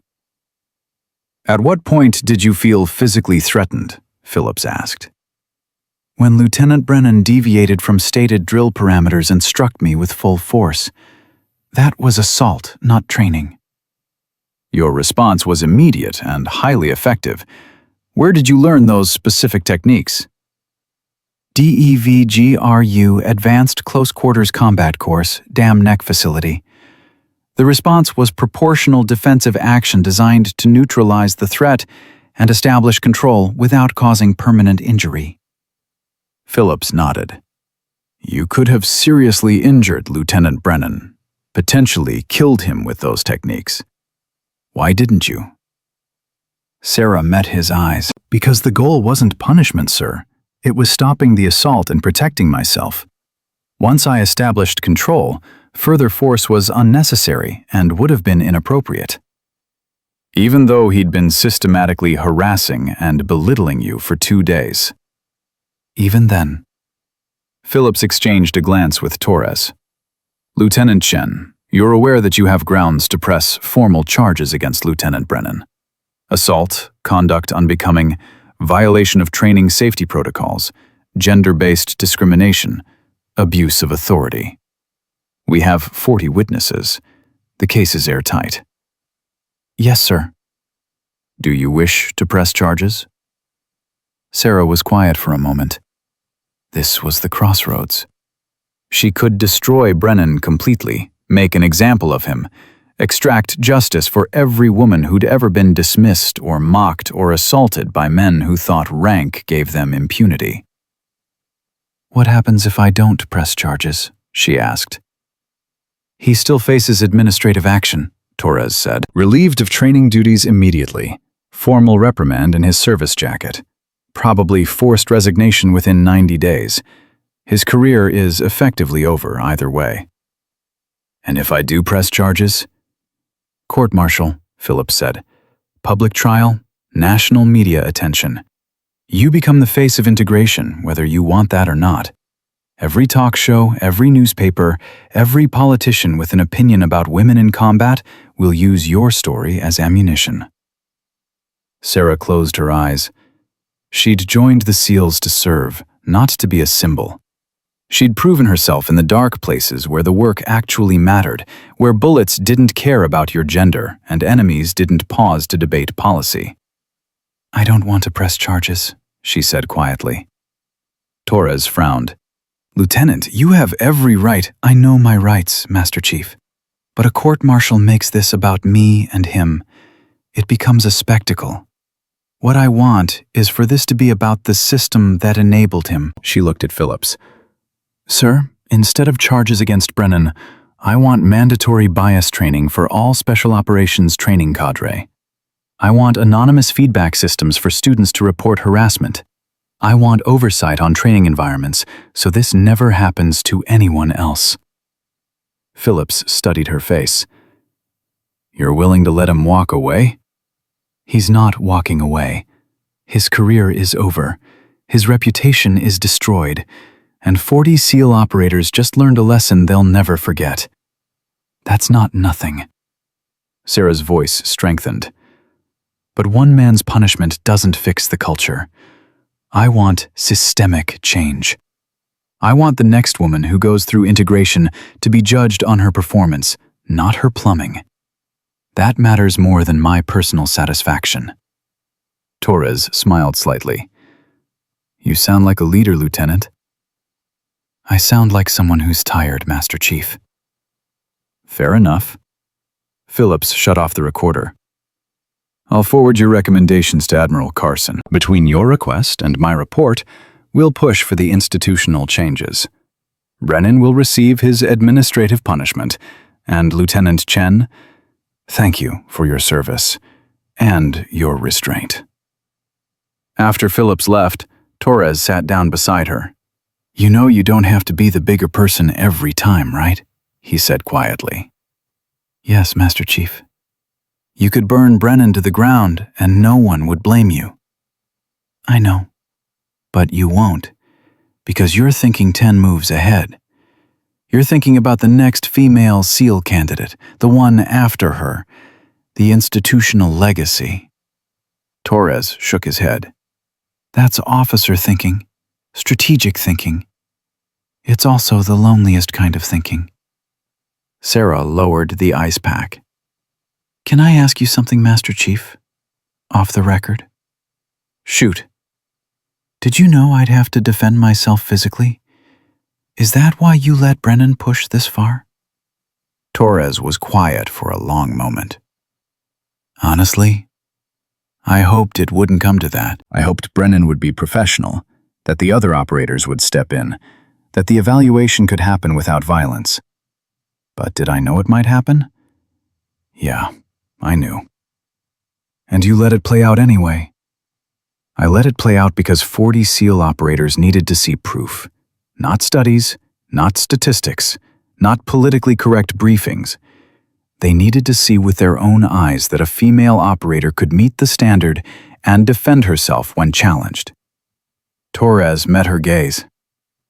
"I'm sorry that burden fell on you, but you carried it, and now those 40 men will carry that lesson to their platoons, their teams, their careers. You changed minds today, Lieutenant. That was the mission." "Funny mission," Sarah said. "Get punched in the face to change institutional culture. The military's built on people taking hits, so the next generation doesn't have to. You just did that for every woman who comes after you." What if I'm tired of being the example, Master Chief? What if I just want to do my job? Torres stood. Then you go back to DevCrew, you run your missions, and you let the institutional machinery do its thing. But first, you've got 40 operators outside who want to talk to you. They deserve that conversation. Sarah sighed. "Can I have 5 minutes to look less like I lost a bar fight?" "You've got 10. But, Lieutenant, you didn't lose anything. Remember that." The operators were gathered in the briefing room when Sarah entered, her jaw sporting fresh purple bruising despite the ice. The room went silent. 40 pairs of eyes tracked her movement to the front of the room. Chief Ramirez stood. "Lieutenant Chen, we asked Master Chief Torres if we could speak with you before you leave Fort Bragg. If you're not comfortable..." "I'm comfortable, Chief. What's on your mind?" Ramirez glanced at his fellow operators, then back at her. "Ma'am, we've been talking." What happened today? What we witnessed? What we learned about who you really are? It's forced us to confront some hard truths about ourselves. Martinez stood next. "I made assumptions about you from day one. I thought I was being helpful, being protective, but really I was being condescending. I'm sorry." One by one, operators stood and spoke. "I laughed when Brennan mocked you in the briefing. I should have shut him down. I didn't defend you on the mat because I was afraid of looking soft. That was cowardice. I assumed you got your qualification through lowered standards. That was prejudice, plain and simple." Senior Chief Kowalski, the quiet veteran who'd advised Sarah to stay in her lane, stood last. His voice was rough with emotion. "I've been a SEAL for 22 years, served with the best operators in the world. Today I watched someone I dismissed as a liability execute techniques I couldn't pull off on my best day. That humbled me. More than that, it shamed me. He paused. You had every right to hurt Brennan badly. You had the skill. You had the justification. But you showed restraint, discipline, and professionalism that most of us couldn't match. You're a better operator than I am, ma'am, and I'm sorry it took seeing you defend yourself for me to realize that. The room was silent. Sarah felt the weight of their words, their genuine contrition. These were good men who'd made bad assumptions. The question was whether they'd carry this lesson forward or forget it when the next evaluation came. "Can I be honest with you all?" she asked. Nods all around. "I didn't want this assignment.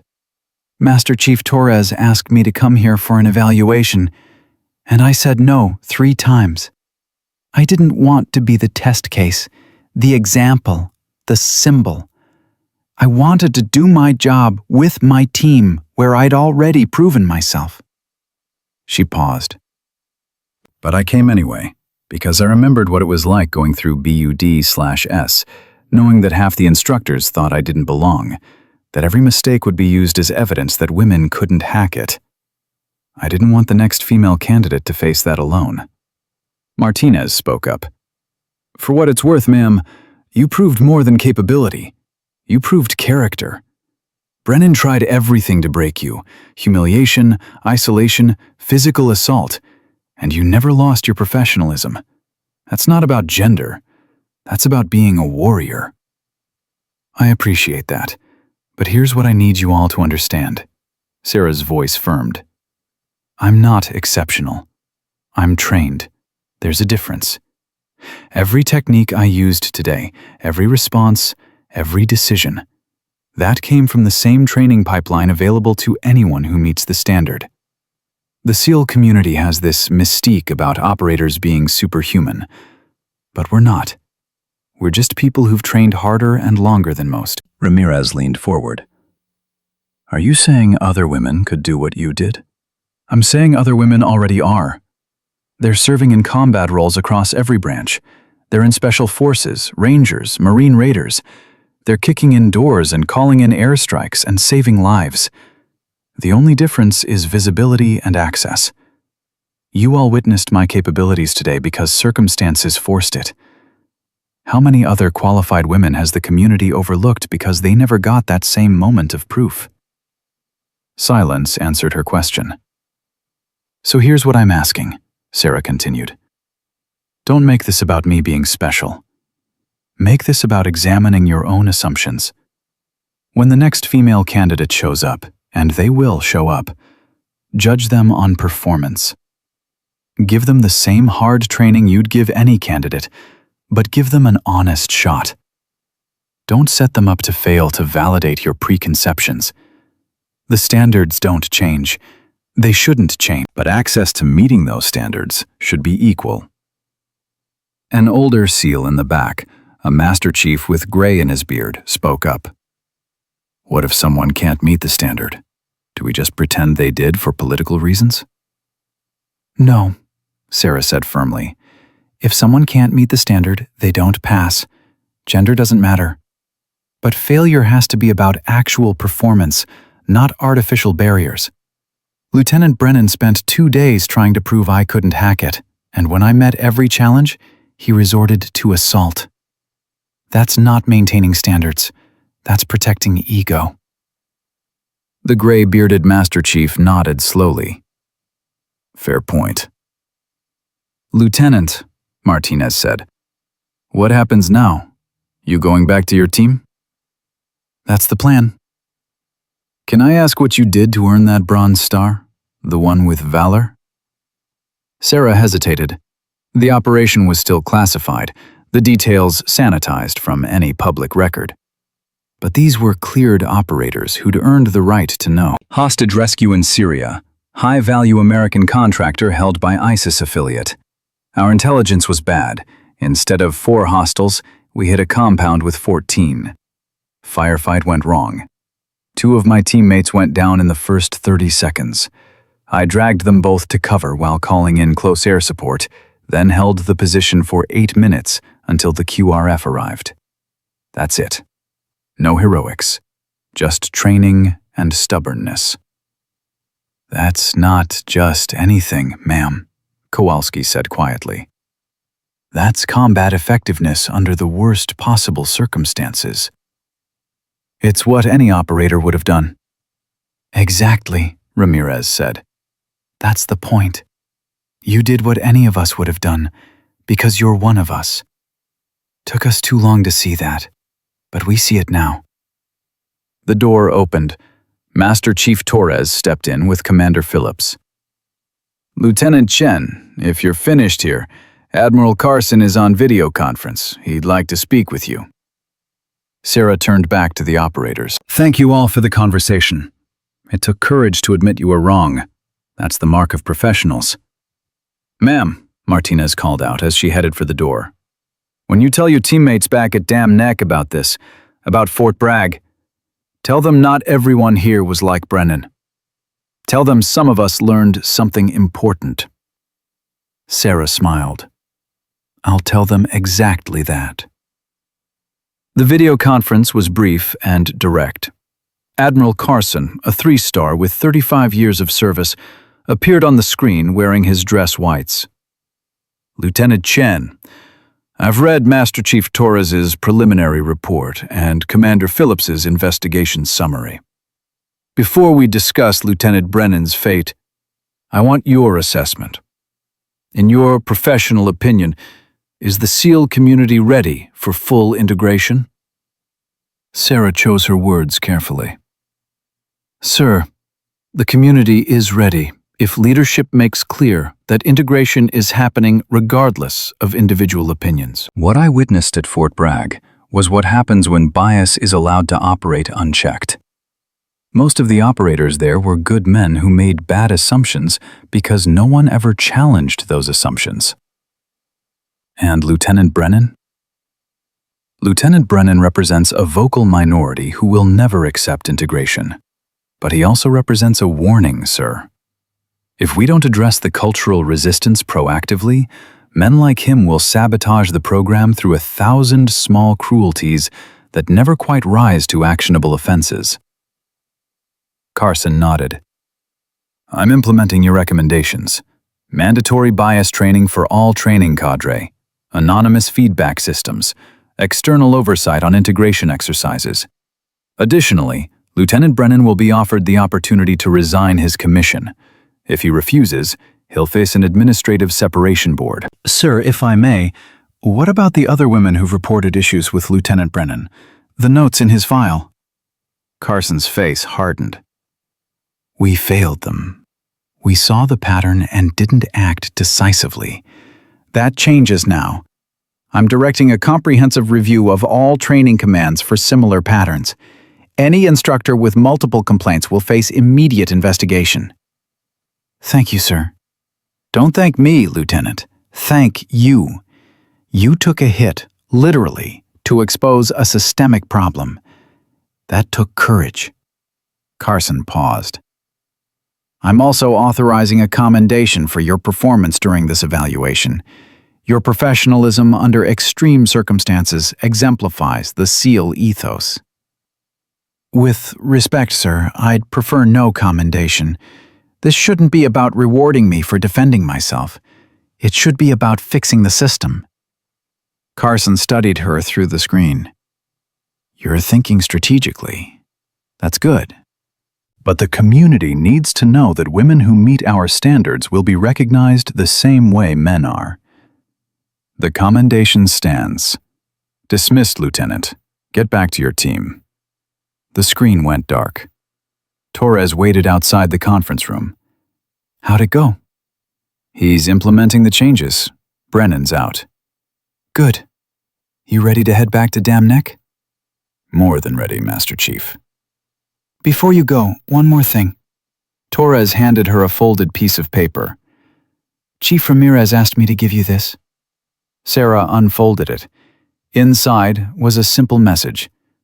Slot open on my assault team if you ever want to transfer. We could use an operator with your skills. Fair winds. Ramirez. Below it, 40 signatures. Every operator who'd witnessed the confrontation had signed. They mean it, Torres said. After today, you could have your pick of teams. Sarah folded the paper carefully, tucking it into her pocket. I already have a team, Master Chief. Best operators I've ever worked with. They a damn neck wondering where you've been? They know I'm on temporary assignment. They don't know details. Torres smiled. They're going to lose their minds when you tell them you spent 3 days getting hazed by a conventional lieutenant before dropping him on his ass in front of 40 witnesses. I wasn't planning to tell them. Lieutenant, your jaw looks like you went 10 rounds with a heavyweight. Your team's going to notice. Sarah touched the bruise gingerly. I'll tell them I walked into a door. A door named Marcus Brennan. Despite everything, Sarah laughed. It hurt her jaw, but it felt good. 2 days later, Sarah stood in the parking lot at Fort Bragg, her gear packed, her official evaluation complete. A Navy sedan waited to drive her to the airfield. Martinez jogged over, slightly out of breath. Ma'am, wanted to catch you before you left. My sister, the one who wants to fly jets? I called her last night, told her about what happened here. She asked me to tell you something. What's that? She said to tell you that women like you are the reason women like her believe they can make it. She said every time she doubts herself, she's going to remember that a SEAL lieutenant took a punch and turned it into a lesson 40 men will never forget. Sarah felt unexpected emotion tighten her throat. Tell your sister the standards are high, but they're achievable. Tell her to trust her training and ignore the noise. I will, ma'am. And hey, if you're ever back at Bragg for cross-training or whatever, drinks are on me. I'll hold you to that, Martinez. She climbed into the sedan. As they pulled away from Fort Bragg, Sarah watched the training facilities disappear in the rearview mirror. Somewhere in that base, Lieutenant Brennan was packing his own belongings, his career in ruins, his certainty shattered. Somewhere, 40 SEAL operators were processing the lesson they'd learned. Somewhere, the first small ripples of cultural change were beginning to spread. The evaluation was complete. The truth was documented. The system was beginning to shift. Sarah pulled out her phone and sent a text to her Silver Squadron team leader. Wrapping up TDY, back tomorrow. Ready for real work. The response came immediately. About damn time. We've got a mission brief Tuesday, classified theater. You in? Sarah smiled despite her bruised jaw. Always. Because that's what she was. Not a symbol, not an example, not a case study in integration politics. Just an operator heading back to her team to do the work that mattered in the places where the world never saw and the standards never changed, and the only thing that mattered was whether you could do the job. She'd proven she could. Now she was going home. 6 months later, the story had traveled farther than Sarah ever imagined it would. She learned about it from her teammate, a grizzled senior chief named Dawson, who'd been running operations with DevGru since before Sarah was born. They were prepping for a mission in the Silver Squadron ready room when he tossed a newspaper article onto the table. You see this? Dawson asked. Sarah glanced at the headline. Navy implements sweeping changes to special operations training following assault investigation. I saw it, she said, checking her rifle's optics. Article mentions an incident at Fort Bragg involving a female SEAL officer. That wouldn't be you, would it? Couldn't say, Senior Chief. Classified evaluation. Dawson grinned. Right, classified. Except half the SEAL community knows about the lieutenant who got his ass handed to him by a communications specialist who turned out to be DevGru. Sarah's team leader, Lieutenant Commander Marcus Webb, looked up from his tactical planning. Leave it alone, Dawson. Chen's back where she belongs. That's what matters. But Dawson wasn't finished. You know what the rumor mill says? They say you took down this lieutenant in under 2 seconds, using techniques most operators couldn't execute on their best day. They say 40 SEALs watched it happen, and it changed how they think about integration. Rumors are usually bullshit, Sarah said. Usually. Dawson studied her face. But that bruise you showed up with 6 months ago? That wasn't bullshit. And the way you've been even quieter than usual since you got back? That's not bullshit either. Webb cut in. Dawson, we've got mission brief in 20 minutes. Focus. Copy that, sir. But Dawson caught Sarah's eye. For what it's worth, whatever happened at Bragg, you handled it right.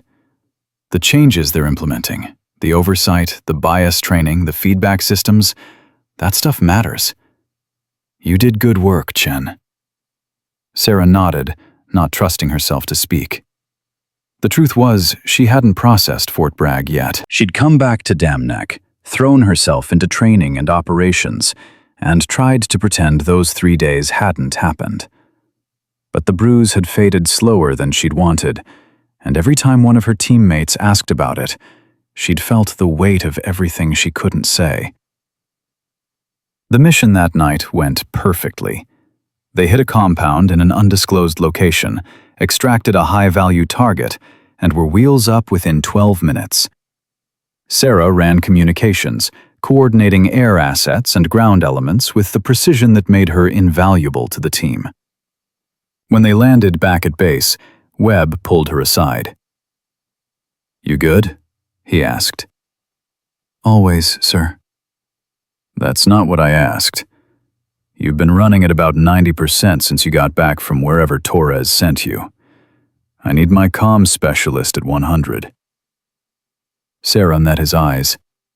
Webb was one of the few people in the world who knew exactly where she'd been and why. I watched good men make bad assumptions, she said quietly. I watched them defend those assumptions, even when confronted with evidence. And then I watched one man turn violent because his ego couldn't handle being wrong. That's hard to process, sir. Did you handle it professionally? Yes, sir. Did you maintain discipline under pressure? Yes, sir. Then stop carrying it like a failure.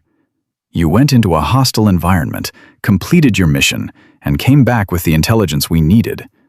That's success, Lieutenant. Learn from it and move forward.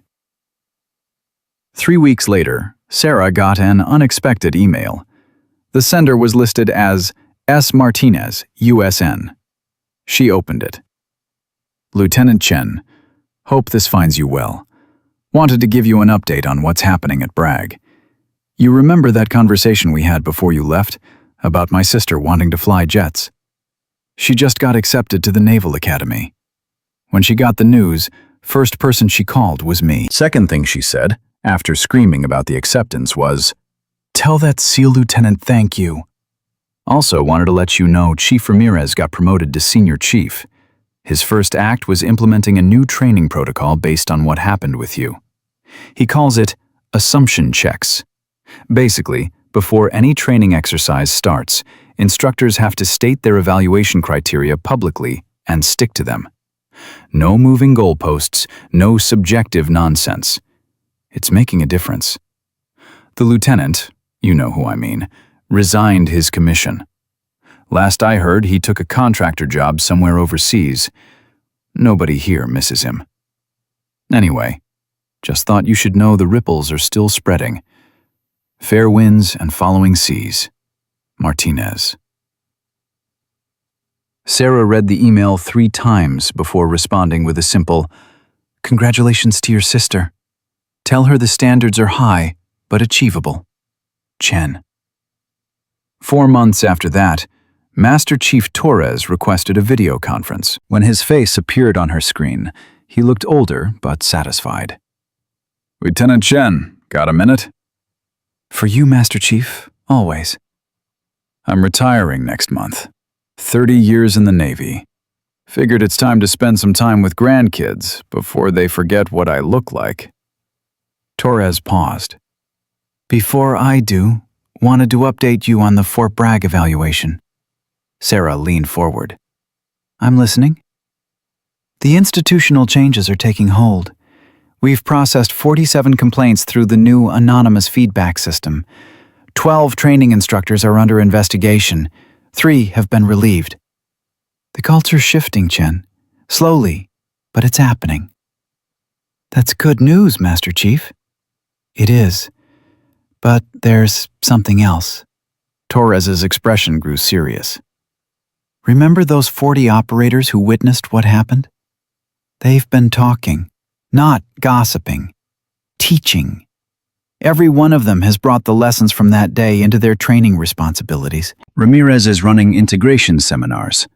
Kowalski rewrote his combatives curriculum to emphasize leverage over strength. Martinez is mentoring 3 female SEAL candidates.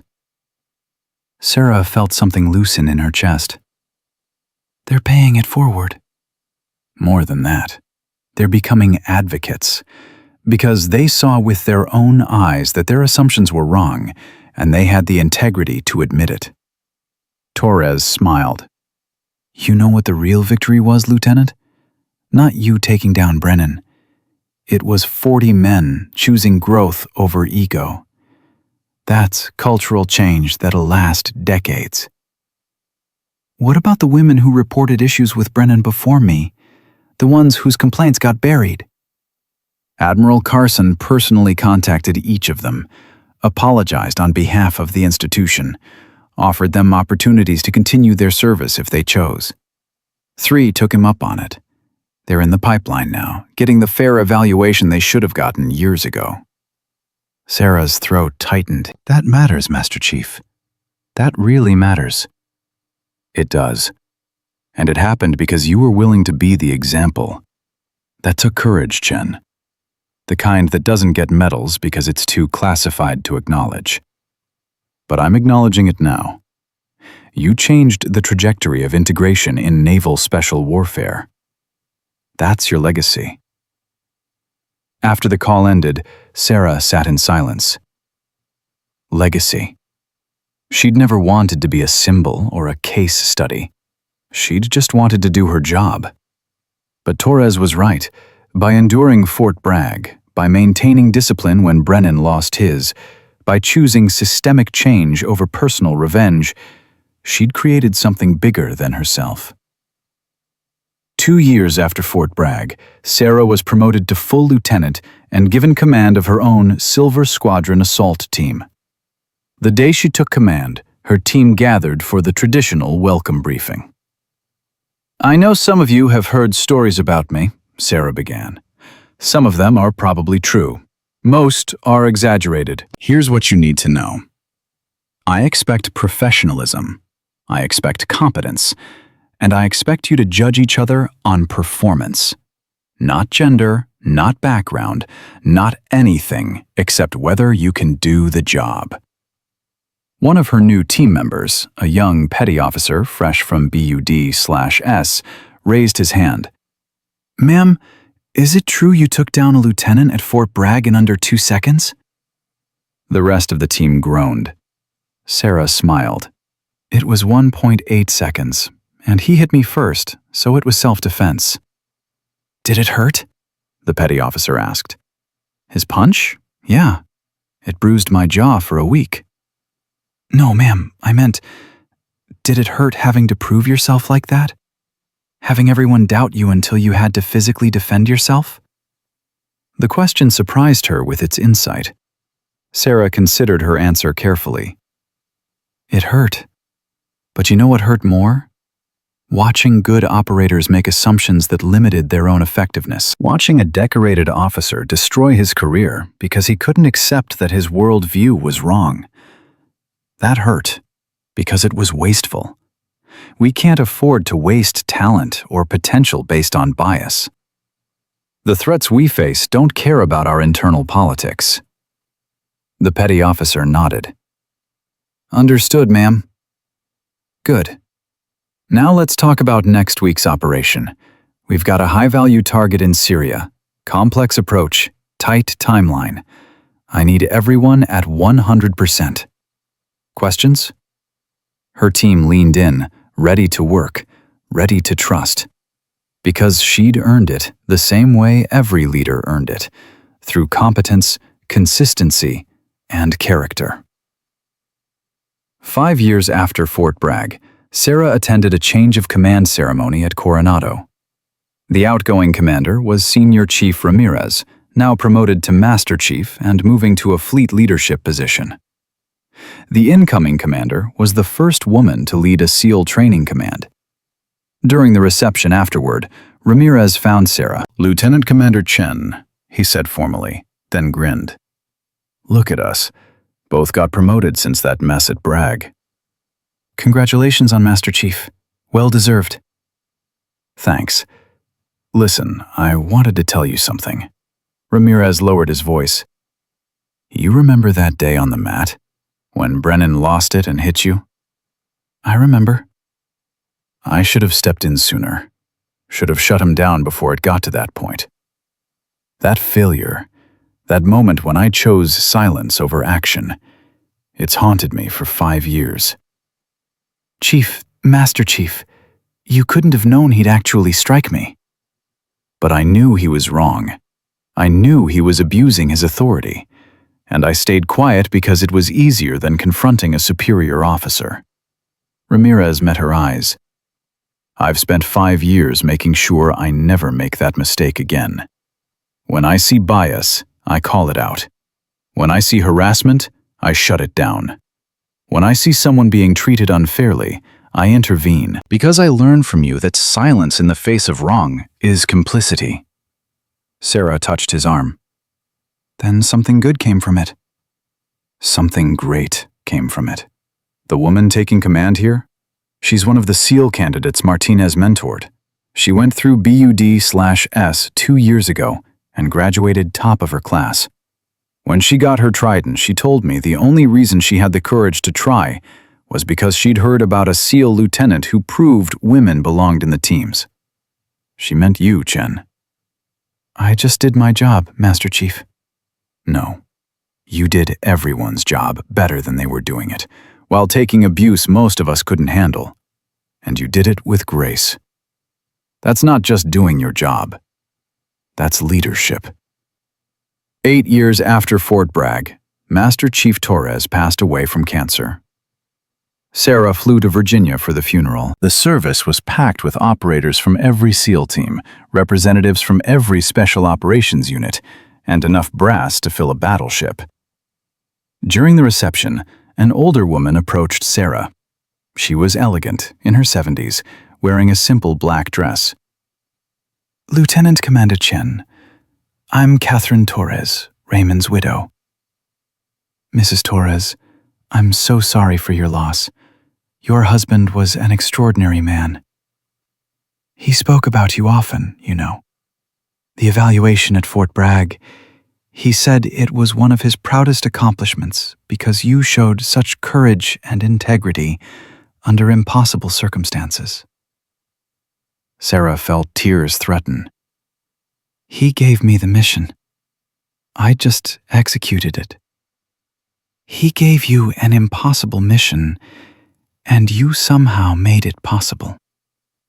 Catherine reached into her purse and pulled out a folded letter. Raymond asked me to give you this when the time was right. I think today's the right time.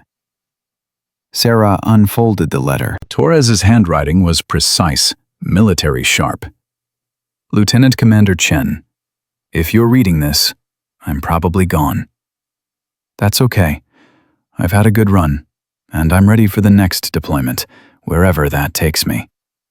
I wanted you to know something I never told you face to face, because we military types aren't great with emotions. What you did at Fort Bragg changed more than SEAL integration policy.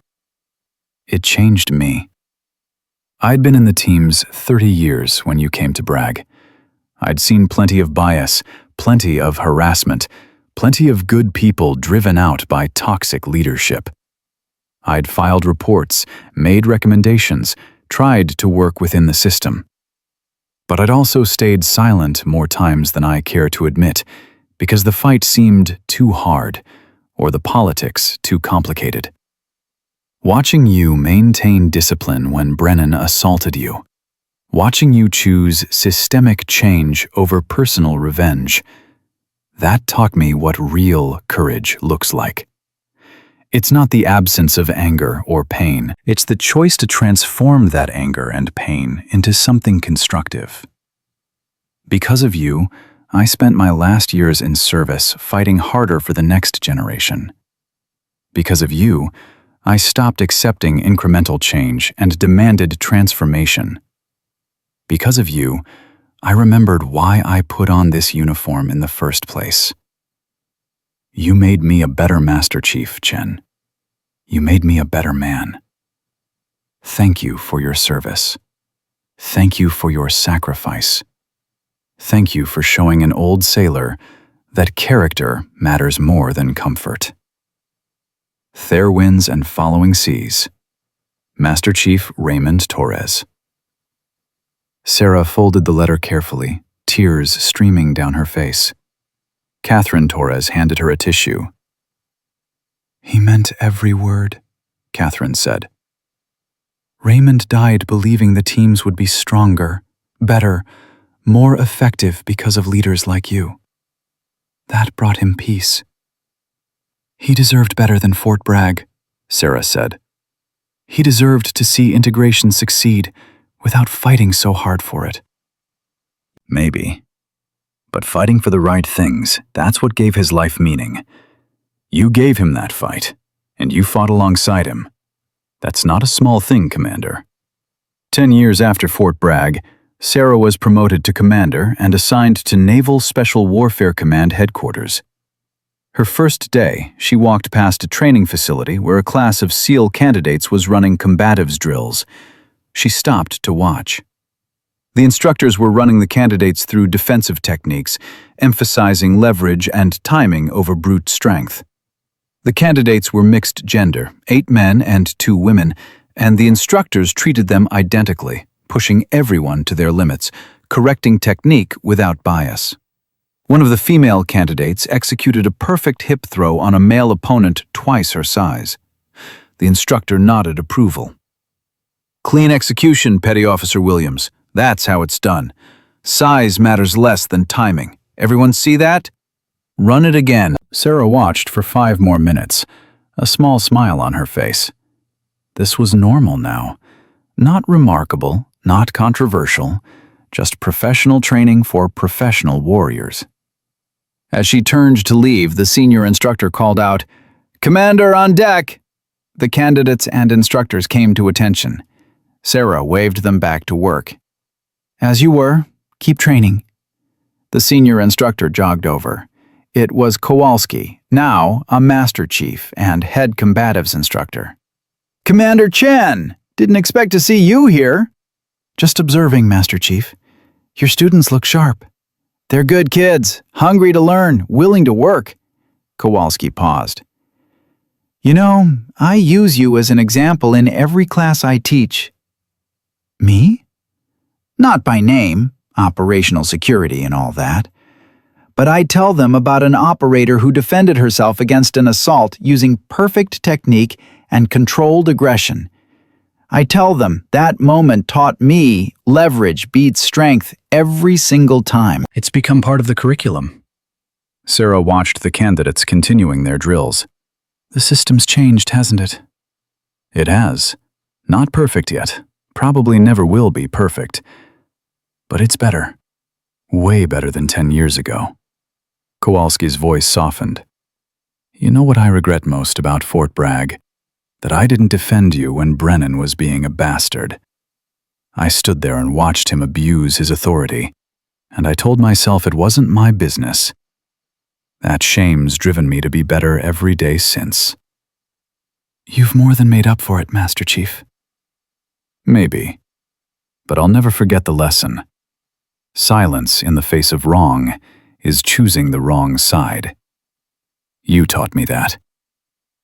15 years after Fort Bragg, Sarah was promoted to captain and given command of Naval Special Warfare Group 2. She was the first woman to command a SEAL group, and the promotion made national news. The day of her change of command ceremony, a young woman in navy dress blues approached her. Captain Chen, I'm Lieutenant Anna Martinez. My uncle served with you at Fort Bragg. Sarah smiled. Let me guess. Petty Officer Martinez? He's Senior Chief Martinez now. He couldn't be here today, but he sent me to deliver a message. What's the message? He said to tell you his sister, my mother, made captain last year. She's a Navy pilot. And he said the only reason she had the courage to pursue her dreams was because when she was 18 years old and doubting herself, her brother told her about a SEAL who proved that courage isn't about never being afraid. It's about doing the job anyway. Sarah felt the emotion rise in her throat. Your mother made captain? Yes, ma'am. She credits you with inspiring her to push through when the academy got hard, when flight training got brutal, when people told her women couldn't handle the pressure. She wanted me to tell you that your example rippled farther than you'll ever know. That night, Sarah stood alone on the balcony of the BOQ, looking out over Coronado. Somewhere in the darkness, new SEAL candidates were suffering through Hell Week. Some would make it, some wouldn't. But they'd all be judged on the same standard, given the same opportunities, treated with the same professional respect. Because 15 years ago, 40 operators watched a decorated lieutenant assault a subordinate and saw that subordinate respond with disciplined precision that ended a career and began a cultural revolution. Because Master Chief Torres believed institutional change was worth the risk. Because Sarah Chen had chosen to endure 3 days of humiliation and ultimately violence rather than walk away. The ripples spread farther than she'd ever imagined. They spread into other service branches, other special operations units, other leadership pipelines. They spread into congressional hearings and policy decisions and military academies. They spread into the hearts and minds of young women who needed to know that the path was possible, even if it wasn't easy. Sarah pulled out her phone and typed a message to the email address Martinez had included. Tell your mother congratulations on making captain. Tell her I'm proud of her. And tell your uncle that the courage he showed by apologizing, by admitting he was wrong and choosing to be better, that's the kind of leadership the teams need. Thank you for the message. The response came back 30 minutes later. My uncle says to tell you, the mat at Fort Bragg still has a star marked where Brennan went down. They call it the Chen Star now. Every new candidate gets told the story. Fair winds, Captain. Anna. Sarah smiled through tears. 20 years after Fort Bragg, Sarah retired as a Rear Admiral. Her career had taken her to the highest levels of special operations leadership. She'd commanded in combat, shaped policy, and mentored 2 generations of operators. At her retirement ceremony, the commanding officer of Naval Special Warfare Command spoke about her legacy. He talked about her combat valor, her strategic thinking, her mentorship. But he ended with Fort Bragg. 20 years ago, then Lieutenant Chen faced a choice. She could walk away from an evaluation that was clearly rigged against her. She could respond to assault with overwhelming force. She could press charges and destroy one man's career while becoming a national symbol for integration politics. Instead, she chose a harder path. She chose to endure, to demonstrate, and ultimately to transform. Because of that choice, because of her courage and her discipline and her vision, the SEAL teams are stronger today. We're more effective, more diverse, more aligned with our core values. Admiral Chen didn't just open doors. She proved why those doors should never have been closed. Fair winds and following seas, Admiral. In the audience, now elderly Martinez sat with his sister, the Navy captain who'd made her own history as one of the first female pilots to command a carrier air wing. Beside them sat 3 women in SEAL tridents, operators who'd followed the path Sarah had cleared. After the ceremony, a young sailor approached Sarah. She was maybe 19, wearing brand new enlisted dress blues, her eyes wide with admiration. Ma'am, I just wanted to say thank you. I start BUD/S next month, and I'm terrified. But my recruiter told me about what you did, about how you proved women belonged. It gave me courage. Sarah looked at this young woman on the edge of her own journey and saw herself 20 years earlier, uncertain but determined, afraid but unwilling to quit. The standards are high, Sarah said. Higher than most people can meet, but they're achievable. Don't expect special treatment. Don't ask for lowered standards. Just do the work, trust your training, and remember that the only person who can disqualify you is yourself. Can you do that? Yes, ma'am. Then go prove it. And when someone tells you that you don't belong, let your performance speak louder than their prejudice. The young sailor saluted. I will, ma'am. Thank you. As Sarah walked away from her retirement ceremony, she thought about Lieutenant Marcus Brennan.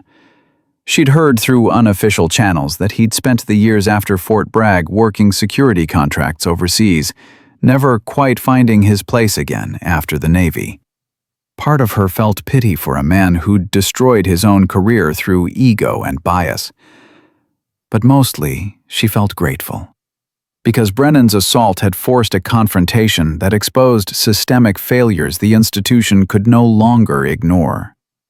His violence had catalyzed change that saved careers, opened opportunities, and strengthened the very force he'd claimed to be protecting. He'd meant to prove women didn't belong.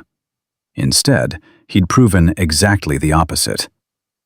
The quiet professional doesn't need to announce their competence. They don't need validation or recognition. They simply do the job, maintain the standard, and trust that performance speaks louder than prejudice. And when the loudest voice in the room tries to drown out that quiet professionalism with aggression and arrogance, the professional responds with disciplined precision that ends the argument permanently. 20 years, and the lesson still held true. Real strength isn't measured in volume or violence. It's measured in the courage to maintain discipline when discipline costs everything. It's measured in the choice to transform pain into progress. It's measured in the daily decision to be professional, even when others abandon professionalism. Lieutenant Marcus Brennan learned that lesson the hard way, flat on his back, on a Fort Bragg training mat, staring up at the woman he'd underestimated, humiliated, and assaulted. The woman who'd responded with exactly enough force to stop the threat, and not 1 ounce more. 40 SEAL operators learned it watching a quiet professional demonstrate that true warriors don't need to prove their worth through dominance. They prove it through competence. And thousands of young women learned it through the ripples that spread from one violent moment, transformed into lasting institutional change. The standards never changed. The warriors who met them simply stopped being defined by assumptions about what they should be, and started being defined by what they actually were. Professionals committed to mission, team, and country above ego. That was Sarah Chen's legacy. Not the 1.8 seconds it took to drop a lieutenant who'd lost his mind, but the 20 years of quiet, consistent excellence that proved the only thing louder than arrogance is competence, and the only thing stronger than bias is truth.